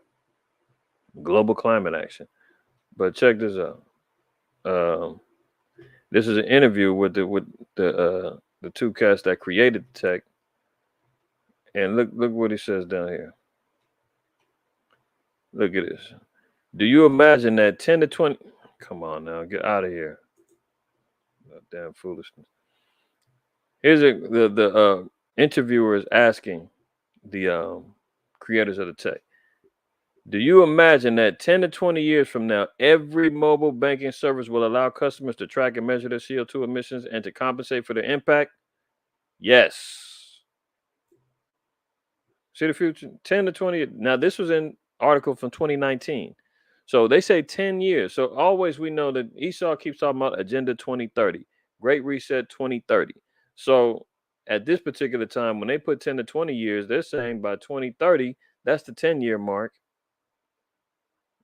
Just in case y'all wonder why I said that. Look at this article, June of 2019. This article is more than 3 years old. So when he said 10 to 20 years, think about it in the 2030s. It's not 2022 when this came out. So don't think about past that. He's asking, do you think every mobile banking service will allow this? He said, yes, we really hope that in the near future, our services will become vanilla. Unfortunately, at the moment, there is not so much competition in our field, but I think that we should be part of bank standard to offer to provide clients with the ability to easily, to easily know their environmental impact and measure it and eventually compensate for it. So we see the tech is here. They said there's not much competition, right? But again, that was 2019. Here we are in 2022. Competition is here, and they're centralizing everything in one. So they're saying you can use your economy card because why? It's a MasterCard, and you can fuse it into your Curve card where everything can be done. You understand? And if anybody remembers this scenario, Black Mirror series on Netflix, they had a show. Matter of fact, it was from 2016. Anybody familiar with Black Mirror? Hopefully you guys know what I'm talking about. If not, you need to watch those. Those are really good series on Netflix. Deals with a lot of the technological. It's almost like a technology based Twilight Zone type of thing. But this particular episode in Black Mirror is dealing with a whole society that's based upon social credit scores, which China already has. Okay.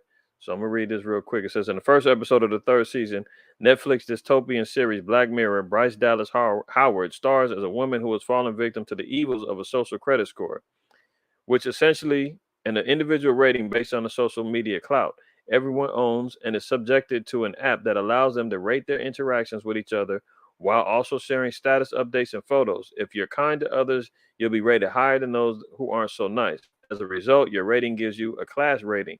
The lower you fall, the more you're shunned socially, financially, and in the workplace. And here's an image from the actual episode called Nosedive. Does this look familiar to you? Look around, just around us when you go out publicly, when you're at the dinner table with your family. You know, maybe not everybody. I'm talking about maybe your family's in the world or something. You're going out to a particular public event.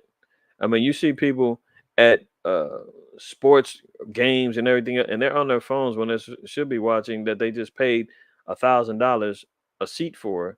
They're looking like zombies. This is how you get people more attracted to the next phase than forcibly saying, "Come here, roll up or lay down so I can pop this in you." You understand where I'm going? All right. So the tech is here. You see it. You understand where this is going. Okay. Hey, yeah. Kohal, you said Diners Club. Me either. That's old school stuff, man. That's old school. But nonetheless, let's get back over here and finish this up. So now we see that even the case scenario that the tech is there, it always still got back doors, man. Until they get that completely figured out, there may be some problems. But we do see here the technology is there. They want to incorporate it into these things, and people's gonna be hacking in uh, the tech. All right, so let's move on.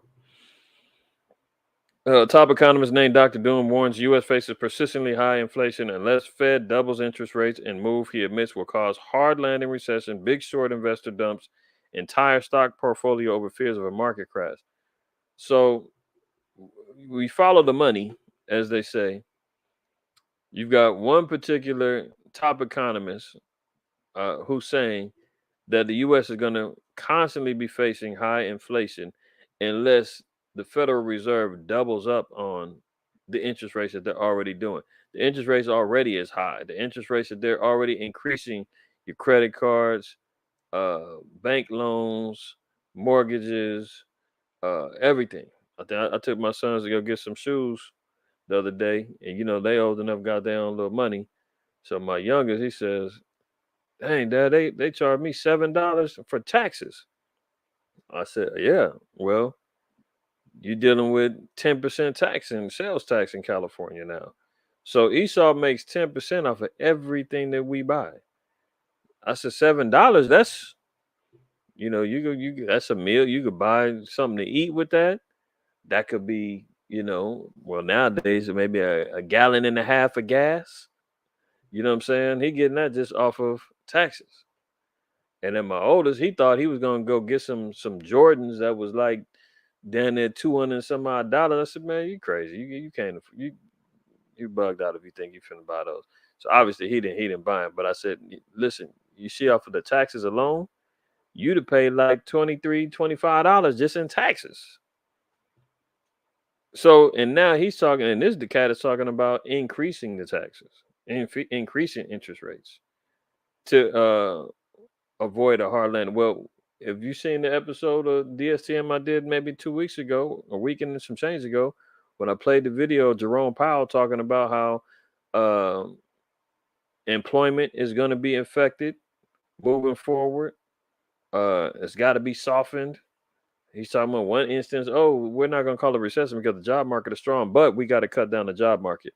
Why? Because you got too many people working, making money, and circulating dollars. You cut them off. There's not going to be as many dollars floating around. That's going to increase the strength of the actual dollar.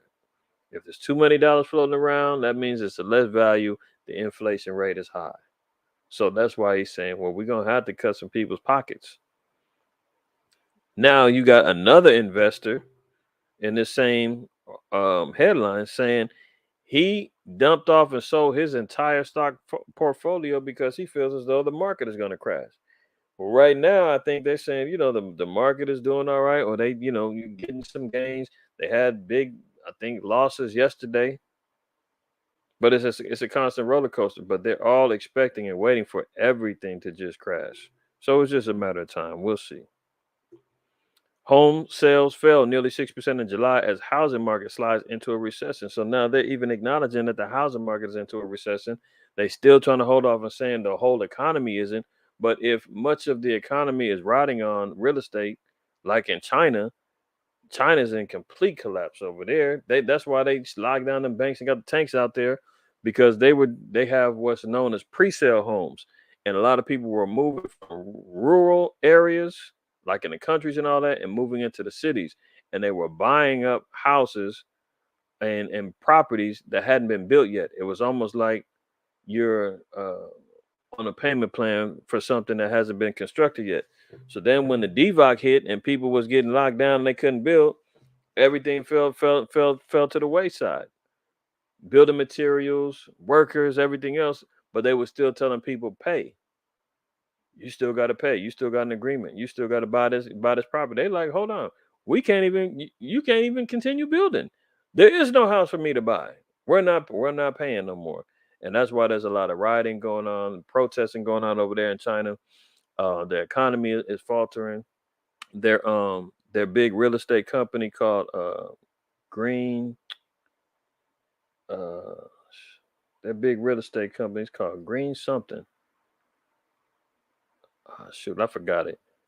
But it defaulted on all its loans, so China's in trouble. But now we're seeing America's falling into a similar situation where their housing market is falling into a recession. Sales is down, nobody's buying, and it's not good for the overall economic situation. So let's move on. Louisiana, let's see this. This is where you see, man. When we read earlier, corruption is up, wickedness is growing. This evil witch, man.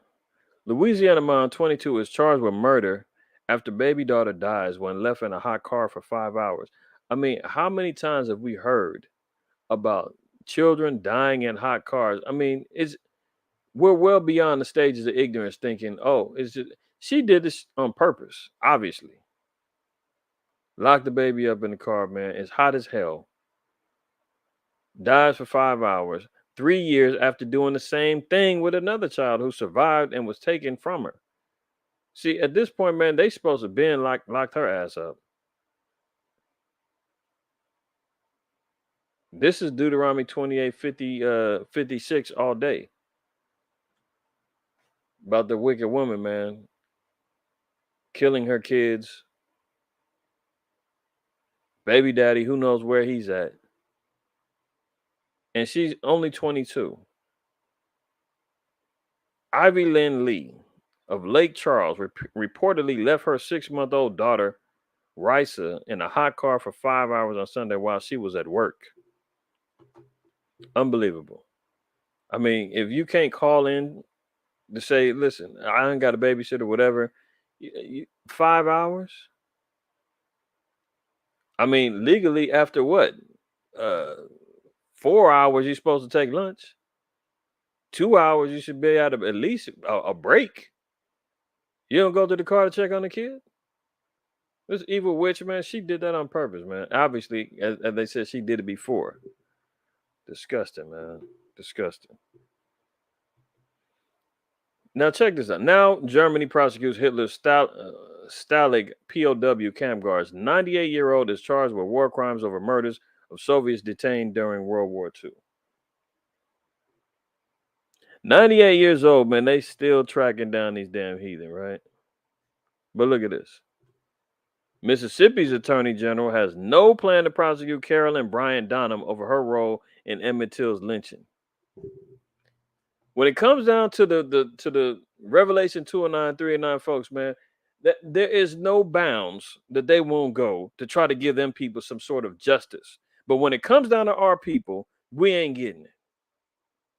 They went and prosecuted a 98-year-old guard for war crimes, man. They still tracking them down in Germany. They talking 1942 to 1943. When was the Emmett Till? They said it was nearly 70 years ago. So let me see how long ago that was. Let me do my math. You know, I'm always needing some help with math. It's one thing your brother ain't always sharp on. So 1952, approximately, is when Emmett Till's brutal murder happened. These Edomites said that this was in 1942 and 43, and they were still tracking down the guards and all of them who violated, right?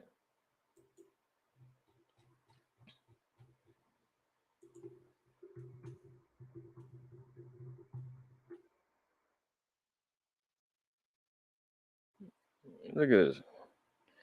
Isaiah 59:4 says, none calleth for justice, nor any pleaded for truth. They trust in vanity, speak lies, they conceive mischief, bring forth iniquity. This is initially speaking about Israel and our problems, right?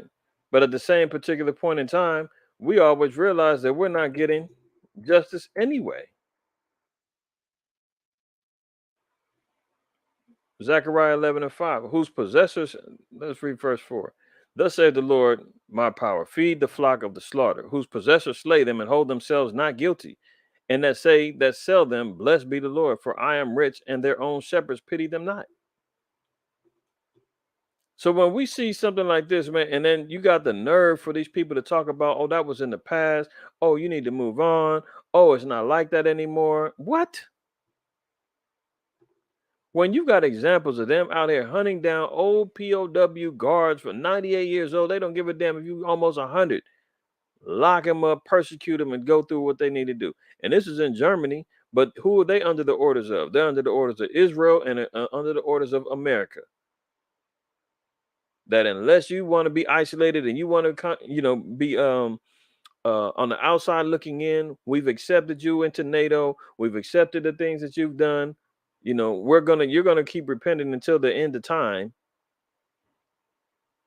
They're still going out there persecuting and prosecuting. You come over here, you find a damn woman who lied on a 13-year-old boy, got him beat up, shot. Uh, I don't recall that. I don't recall that they. I know they drowned. I mean, they did all kind of madness to Emmett Till. And they find a damn old wicked broad, and they said, "We got no plans on prosecuting her." But look what the reasoning is for. There's no new evidence to open a case back up. You need new evidence. So you trying to tell me in 1942, 43, when they did whatever they did to the Revelation 209 people,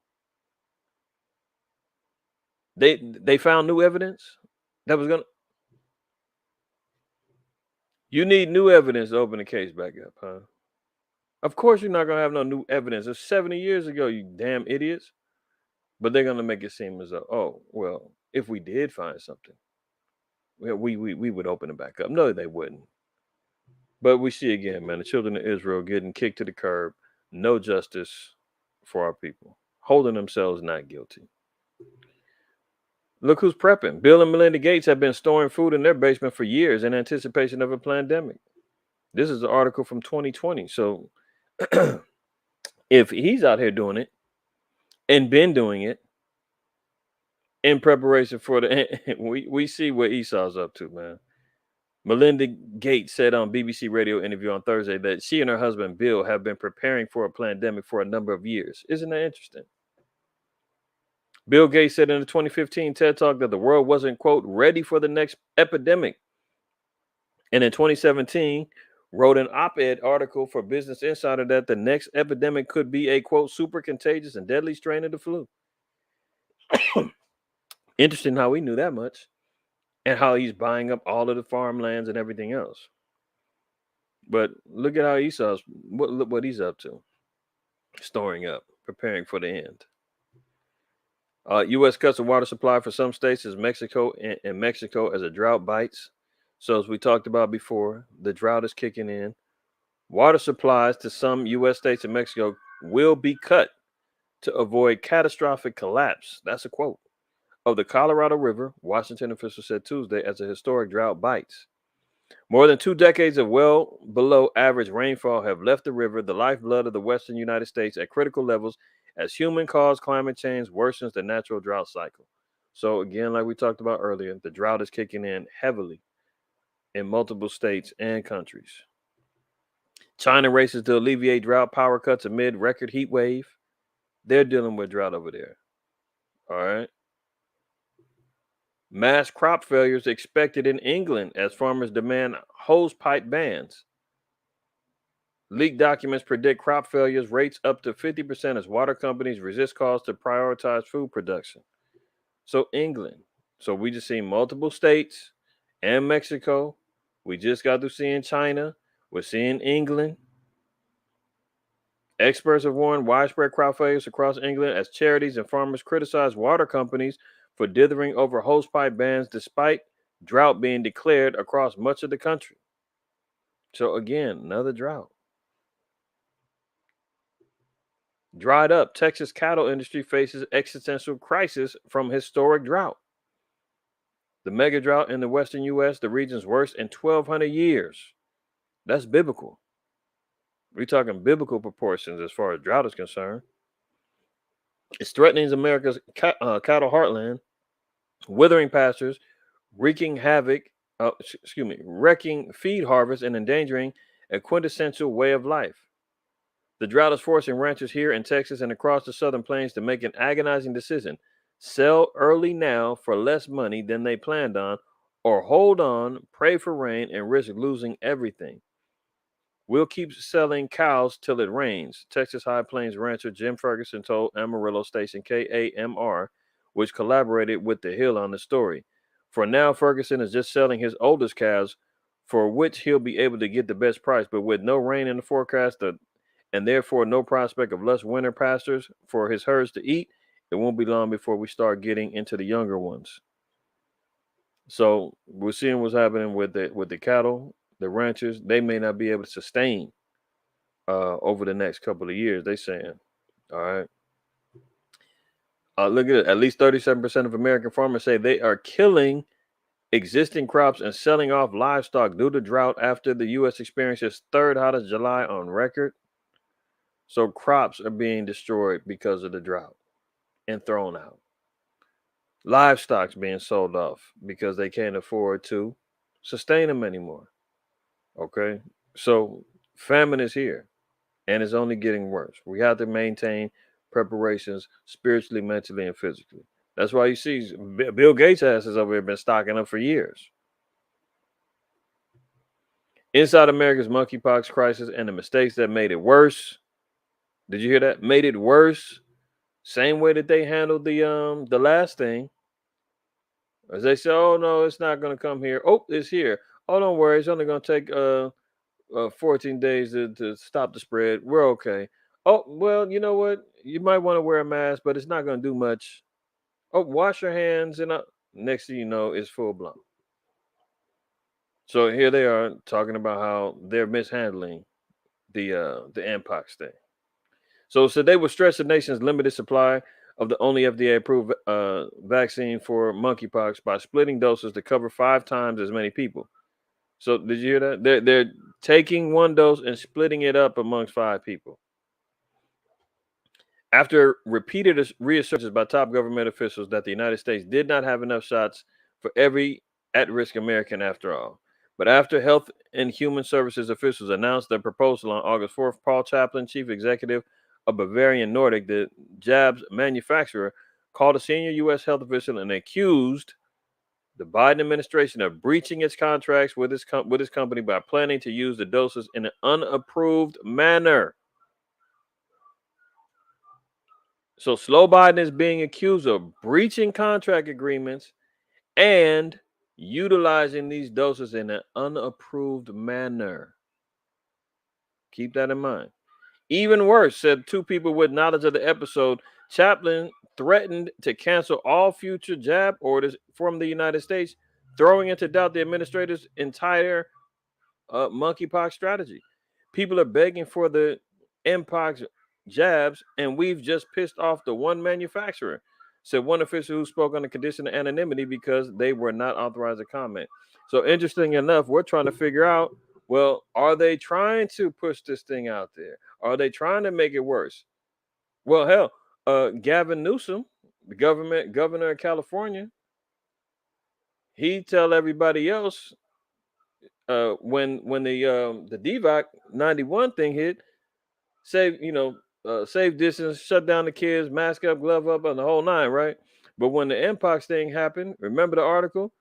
He said, "Oh no, the sodomites can have their leather and lace, parade, and they can live it up and do whatever they want in the streets, promoting a possible super spread." Now here we're seeing they out here utilizing the doses in an unapproved manner, breaching contracts, sharing doses, and the manufacturer saying, "Hell no, we're not with it, and we don't like what they're doing. They're gonna blame us for this." And now they said that they just messed up and pissed off the only one manufacturer who can actually create the thing that can, according to Esau, stop it. But America just ruined that part. So are they trying to promote and spread it on purpose? You decide. Look at that. The jab maker can no longer certain it can meet the demand. So it's spreading so heavy they can't even figure out if they can make it fast enough. Oh, I should have warned y'all ahead of time. If you got a weak stomach, you got, you don't want to see what's going on next. Cover your eyes, because we're gonna see a mutation that done happened from somebody who got it. Look at that broccoli nose. Picture German monkeypox patient whose nose started to rot because of undiagnosed HIV and syphilis left his immune system ravaged. So notice how they're combining these two, and because of the sodomite threat. And if you remember, I've been chronicling and linking up this same thing and how it starts off, or how it was meant to attack our communities. And I showed y'all the article last week where it says that so-called Negroes, blacks, are more susceptible to getting this Mpox thing now. And I chronicled it with how they started off with the HIV epidemic. Oh, it's just a homosexual thing. Don't worry. And because of the ignorance and because of how our people were let off and was led to believe, oh, it's not gonna get us, man. I'm not doing the stuff the sodomites is doing. Before you know it, we're the highest carriers and we're the ones getting killed the most by it. Fast forward to this thing, very similar. Oh, it's just the sodomites is getting it. Now all of a sudden everybody's getting it. The US got the highest cases in the world. California's at its highest rate right now. Oh, it's lingering on anything you touch. There was a little viral TikTok video of a girl. She had all over her mouth and face and all of that, and she was chronicling it. And then she made a video explaining how she got it. She said she worked in retail. She's touching money, dealing with people. She's not realizing this. She touched her face. Before you know it, she got an outbreak. She said it wasn't because of, sexual contact. So who knows? But we see how this thing is mutating, man. This dude got damn. Just look at what the damn sodomite had. And I'm calling him sodomite. I'm gonna go out on a limb and assume he was a sodomite. This cat had HIV and syphilis, didn't realize it, and now he got the damn pox. He didn't know when to stop, man. 40-year-old from Bonn went to his doctor with a red spot on his nose, which initially dismissed as a sunburn. Within 3 days, it began to rot. So put two and two together, man. HIV, syphilis, and he got the damn Mpox. This is what happens, man, when you want to delve off into the realms of sexual promiscuity, lascivious, and sodomite behavior. Look at that nose look like broccoli and who knows what. Disgusting. Let me get off of here. Y'all probably all like, please get off of that. Stop it. Black mom sues LA Unified over cotton picking project at an elementary school, a suit says. Now, listen.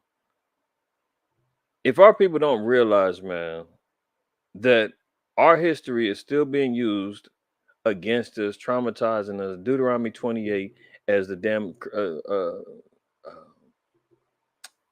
urban apologists and Christian apologist community keep talking about, oh, Deuteronomy 28, that happened already. That we wasn't part of the slave ships. That wasn't.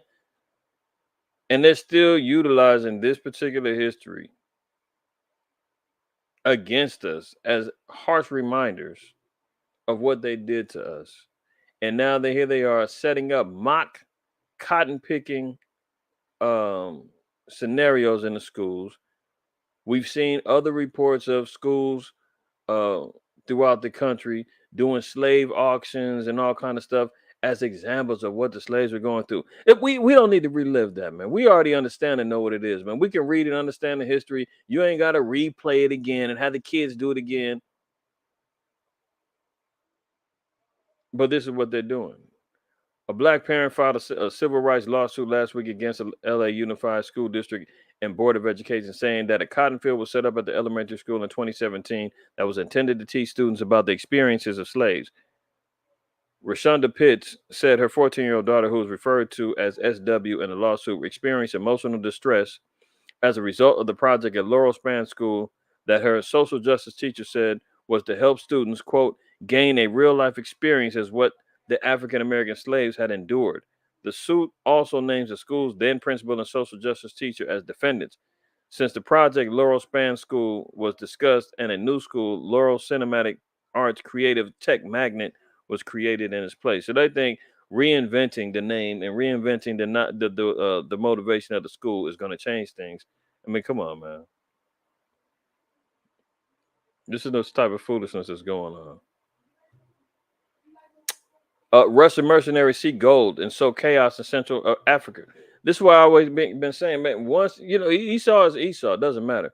Even though the African nations have pledged their allegiances to Russia because Russia's been giving them weapons, Russia's been out there helping them fight some of the civil wars that's going on over there. Russia's been, making sure that they're getting supplies in certain areas of Africa. The mercenaries over there, they want the gold. The leprechauns. There they go. But here's the problem. I said not too long ago. Remember when who was it? One of them African countries, Nigeria, somebody, they discovered that they had like $1 trillion worth of gold, and I said they better be quiet, man. Esau's gonna come over there. I don't know if y'all remember me saying that in the article, but I think it was in. Let me see. Uh, it was two of them, as a matter of fact.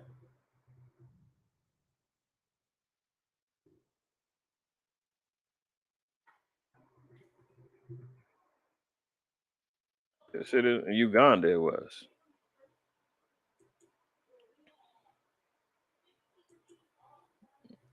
See, 12.8 trillion in gold deposit discovered in Uganda. And guess who? Guess who starts licking their lips and drooling? See, Uganda discovered gold deposit worth 12 trillion. There was another country that they said they didn't disclose where, but they had a video out said that they discovered like trillions of dollars in gold, and they were trying to figure out, what they was going to do was going to help the country out and all that other stuff. But look who comes around. Look who comes around the corner. But we know that he does this anyway. Micah 2:2. And they covered fields and take them by violence in houses and take them away. So they oppress a man in his house and even a man in his heritage. This is Esau, man, the ones that work iniquity, that practice evil. When they think about it, meditate on it, plotting and planning and having counsels and trying to figure out how they're going to carry out their evils. All they had to find out is, oh, these niggas got money over here. Go to, we're coming to get it. So look at this. The Central African Republic is defending the use of Russian assistance to take back territory the government says rebels have illegally occupied, despite widespread claims of indiscriminate killings of civilians and looting of mining sites. So while the Russians is over there, what do they say? They're having indiscriminate killings of civilians and looting mining sites. And Uganda is in Central Africa. It doesn't say that it was Uganda that they were dealing with, but they're over there. Albert Yaloki Mokpemi, spokesman for the CAR presidency, denied in a written response to the questions from Bloomberg that fighters from the Wagner Group, which the U.S. says is linked to the Kremlin, operate in the country. He disputed claims made to Bloomberg by artisanal miners, rebels, and humanitarians, and allegations the United Nations reports that mercenaries alongside the National Army have killed scores of people, looted communities, and displaced thousands as they increase their gold of mining areas in the war-torn country. So the this cat, the spokesman for the president, he's saying, "Oh no, that's all fake." But we know that them damn Africans will sell out their people for some money. They said claims are being made by miners, rebels, humanitarians. That's 3 witnesses alone. The UN is reporting that mercenaries is out there. He said, no, that's not happening. That's because he got backdoor deals, man, dealing with Esau, sold his people out, and is allowing all this to go down so he can remain in power. This is the type of foolishness that's going on. But hey, this is why you can't trust Esau. But if they're heathen over there, they don't know. They're so accustomed to since Sirach 12. Let me see. They don't understand the rules of the game. They're so trusting in the damn oppression. In verse 10, oops, says, never trust thine enemy, for like his iron wrestler, so is his wickedness. So they've entrusted with, this military branch from Russia, this privatized military operation that's going on over there called the Wagner Group. They're over there looting and getting that gold. That's what happens when you go out there and publicize and talking about you got $12 trillion of gold mining. Best believe Esau's coming to get it. We talked about the animals in rebellion as well, seeking the justice of the Most High.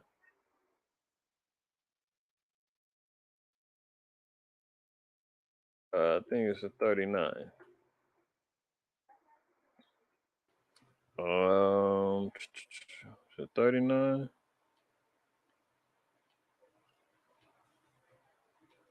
Yeah, here we go. All 39:27. All these things, Ecclesiasticus, all these things are for good to the godly. So to the sinners, they are turned to evil. So for us, this is good stuff that happens. For the sinners, it's going to be evil to them. There be spirits that are created for vengeance, which are in their fury lay on sore strokes. In the time of destruction, they pour out their force and appease the wrath of him that made them.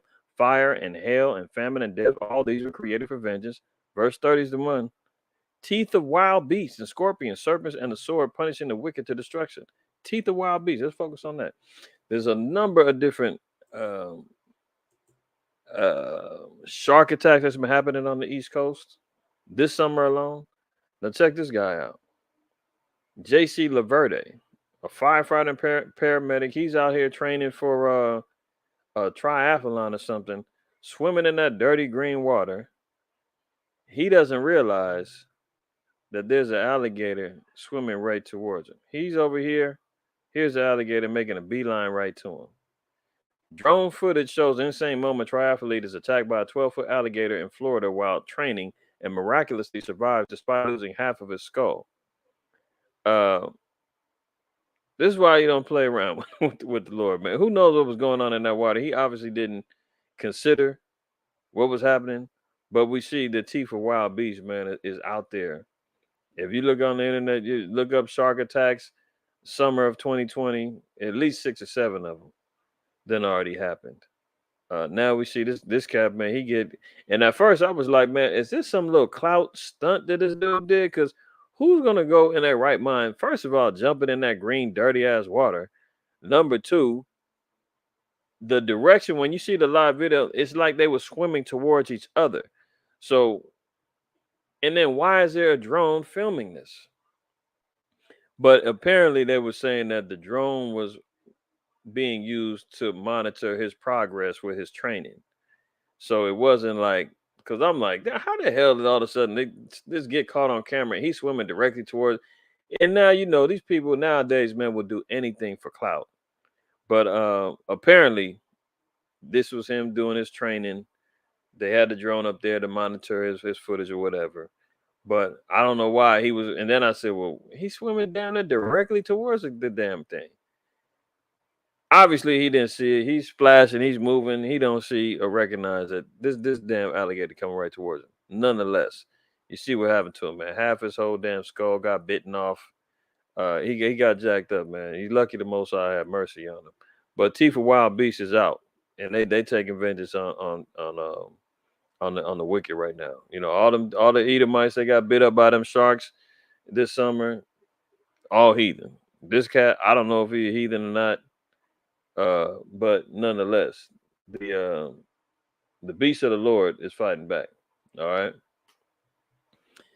We talked about the MAGA maniacs. They're still out there fighting for Trump. You just seen the video I played Wednesday. He said he's the chosen one. They still believe that he's their white savior. So, flag waving MAGA protesters circle West Palm Beach courthouse as a judge decides whether to unseal the Mar-a-Lago raid affidavit. They're riding around.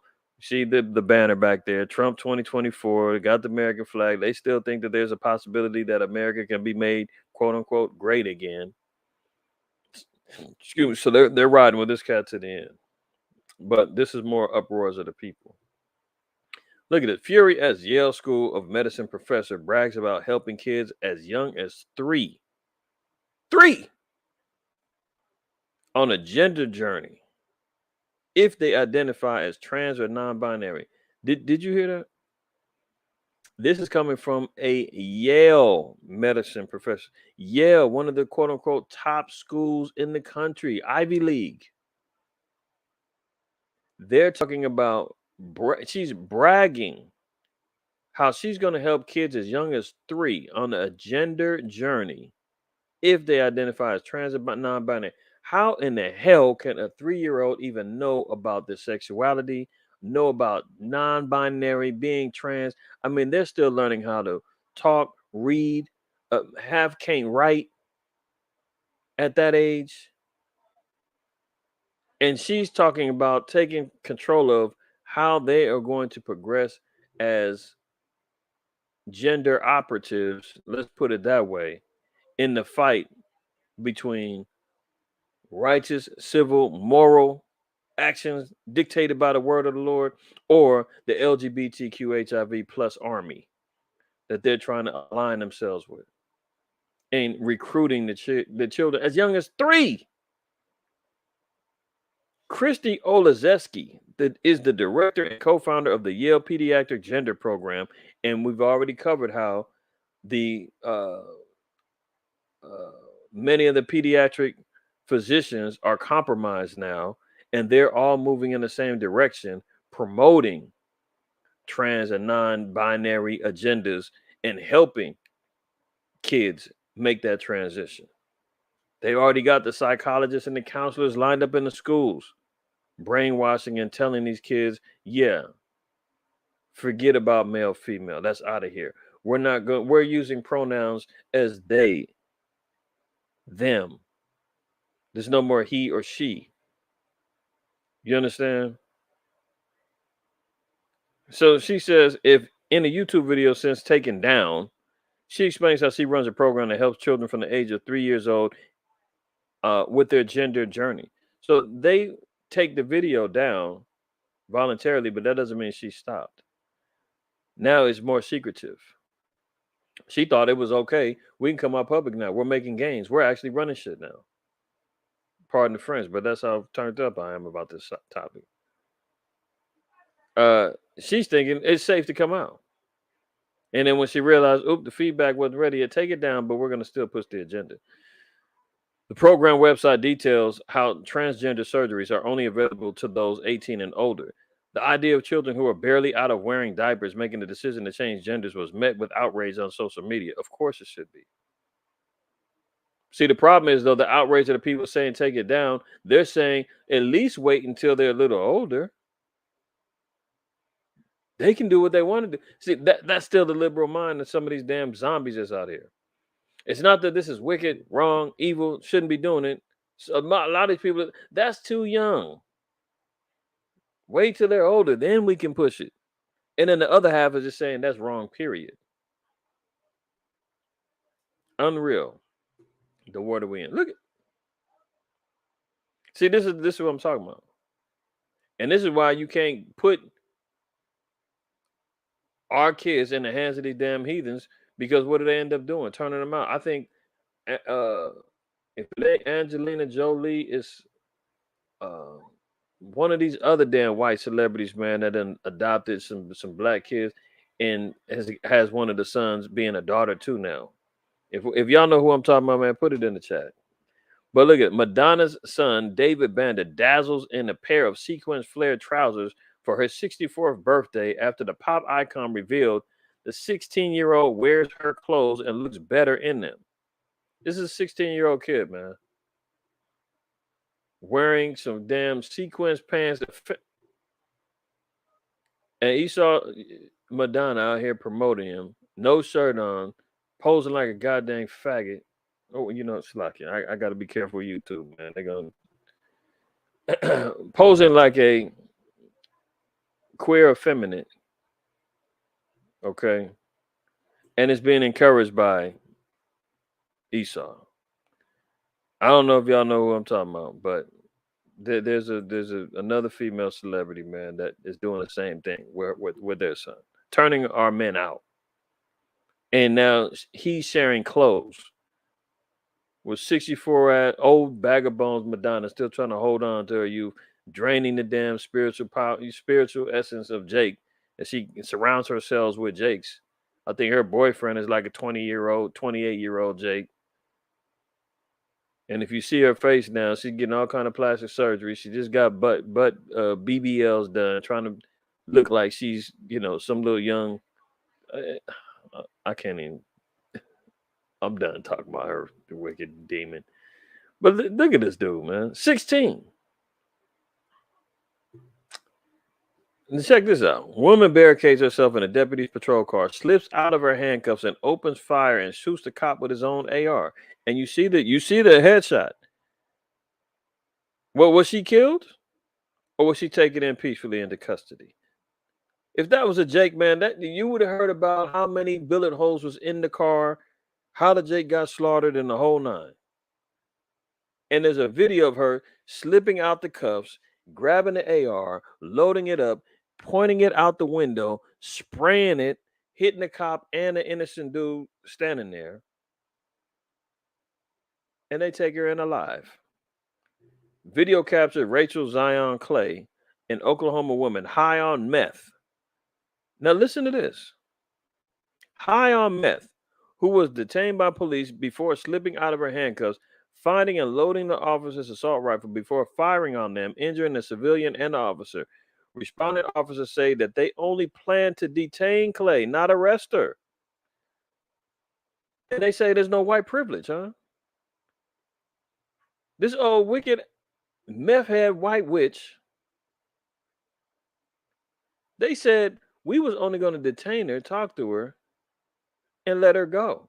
She wasn't going to be arrested.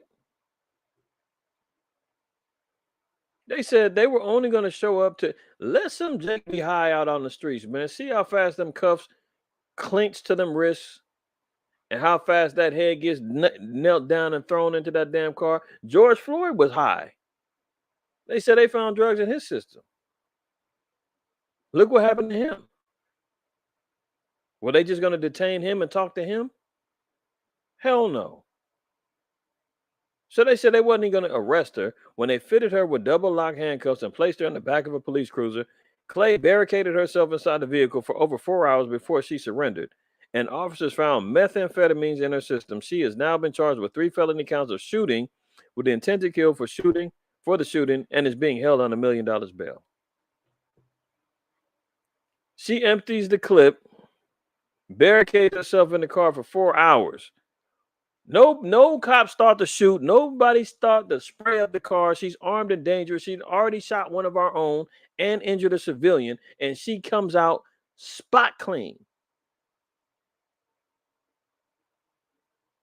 And you tell me there's no white privilege, that justice is being served. We all know, man. That was a Jake. That car would have been a damn artifact relic about how many bullet holes got shot up in it. You just seen the brother over there in Ohio. I forgot his name again.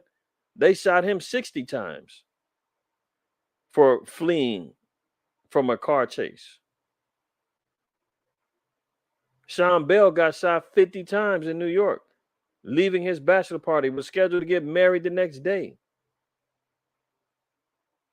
There was another couple that got shot over 100 some odd times in their car. This wife, damn broad, man, she go out, shoot up the damn cops with his own gun, and they say, "Come out, please. Come out with your hands up. Come on, this is enough. We don't want to shoot you. We want all white lives matter." Disgusting, man. Shocking moment. A mob of looters ransacking and destroying 7-Eleven store in Democrat-led LA, leaving the store worker fearing for his life. This is on video too. I pass this 7-Eleven damn near every day. If you're in LA, it's on El Segundo and Fig. It's right on the corner. 100 people descend on the store on August 15th. Man, this is how when people are organizing these flash mobs online, they just ran up in that place. And and this is one of them 7-Elevens, man, that Jake's actually work at. This ain't one of them 7-Elevens, man, where Ishmael is working or one of the heathen. It's 10, Northern Kingdom's working in there, and I think a couple of Southern Kingdoms work up in there. One at least I've seen before. They ran up in there, man, looted the whole damn store, and these little young Jakes, man, they grabbing Black and Milds or them the shit to blow, the weed, the cigars they getting for their weed, backwoods and all that. They ramshacking that, cigarettes, they grabbing drinks, food. Nobody, they can't get to the money because I think that's electric. You got to get somebody to unlock the damn register. But I mean, they just ran in there, man, looted the whole place. But this is only showing you, just like we read earlier, about how the corruption and the wickedness is rising up. People are out here losing their minds, doing all kind of madness. But it was literally 100 people in that damn store, ransacking, going crazy. Look at slow Biden, man. At it again. Still brave enough to hop on that bike after he failed the last time. Biden builds a wall in Delaware. President is spending $500,000 in taxpayer funds building a security fence for his Rehoboth Beach vacation home. So here he is building up security for fear that maybe something might go down, that people perform a situation like they did in where was that at? Damn, I'm drawing a blank. Sri Lanka, and the people overthrew the presidential palace.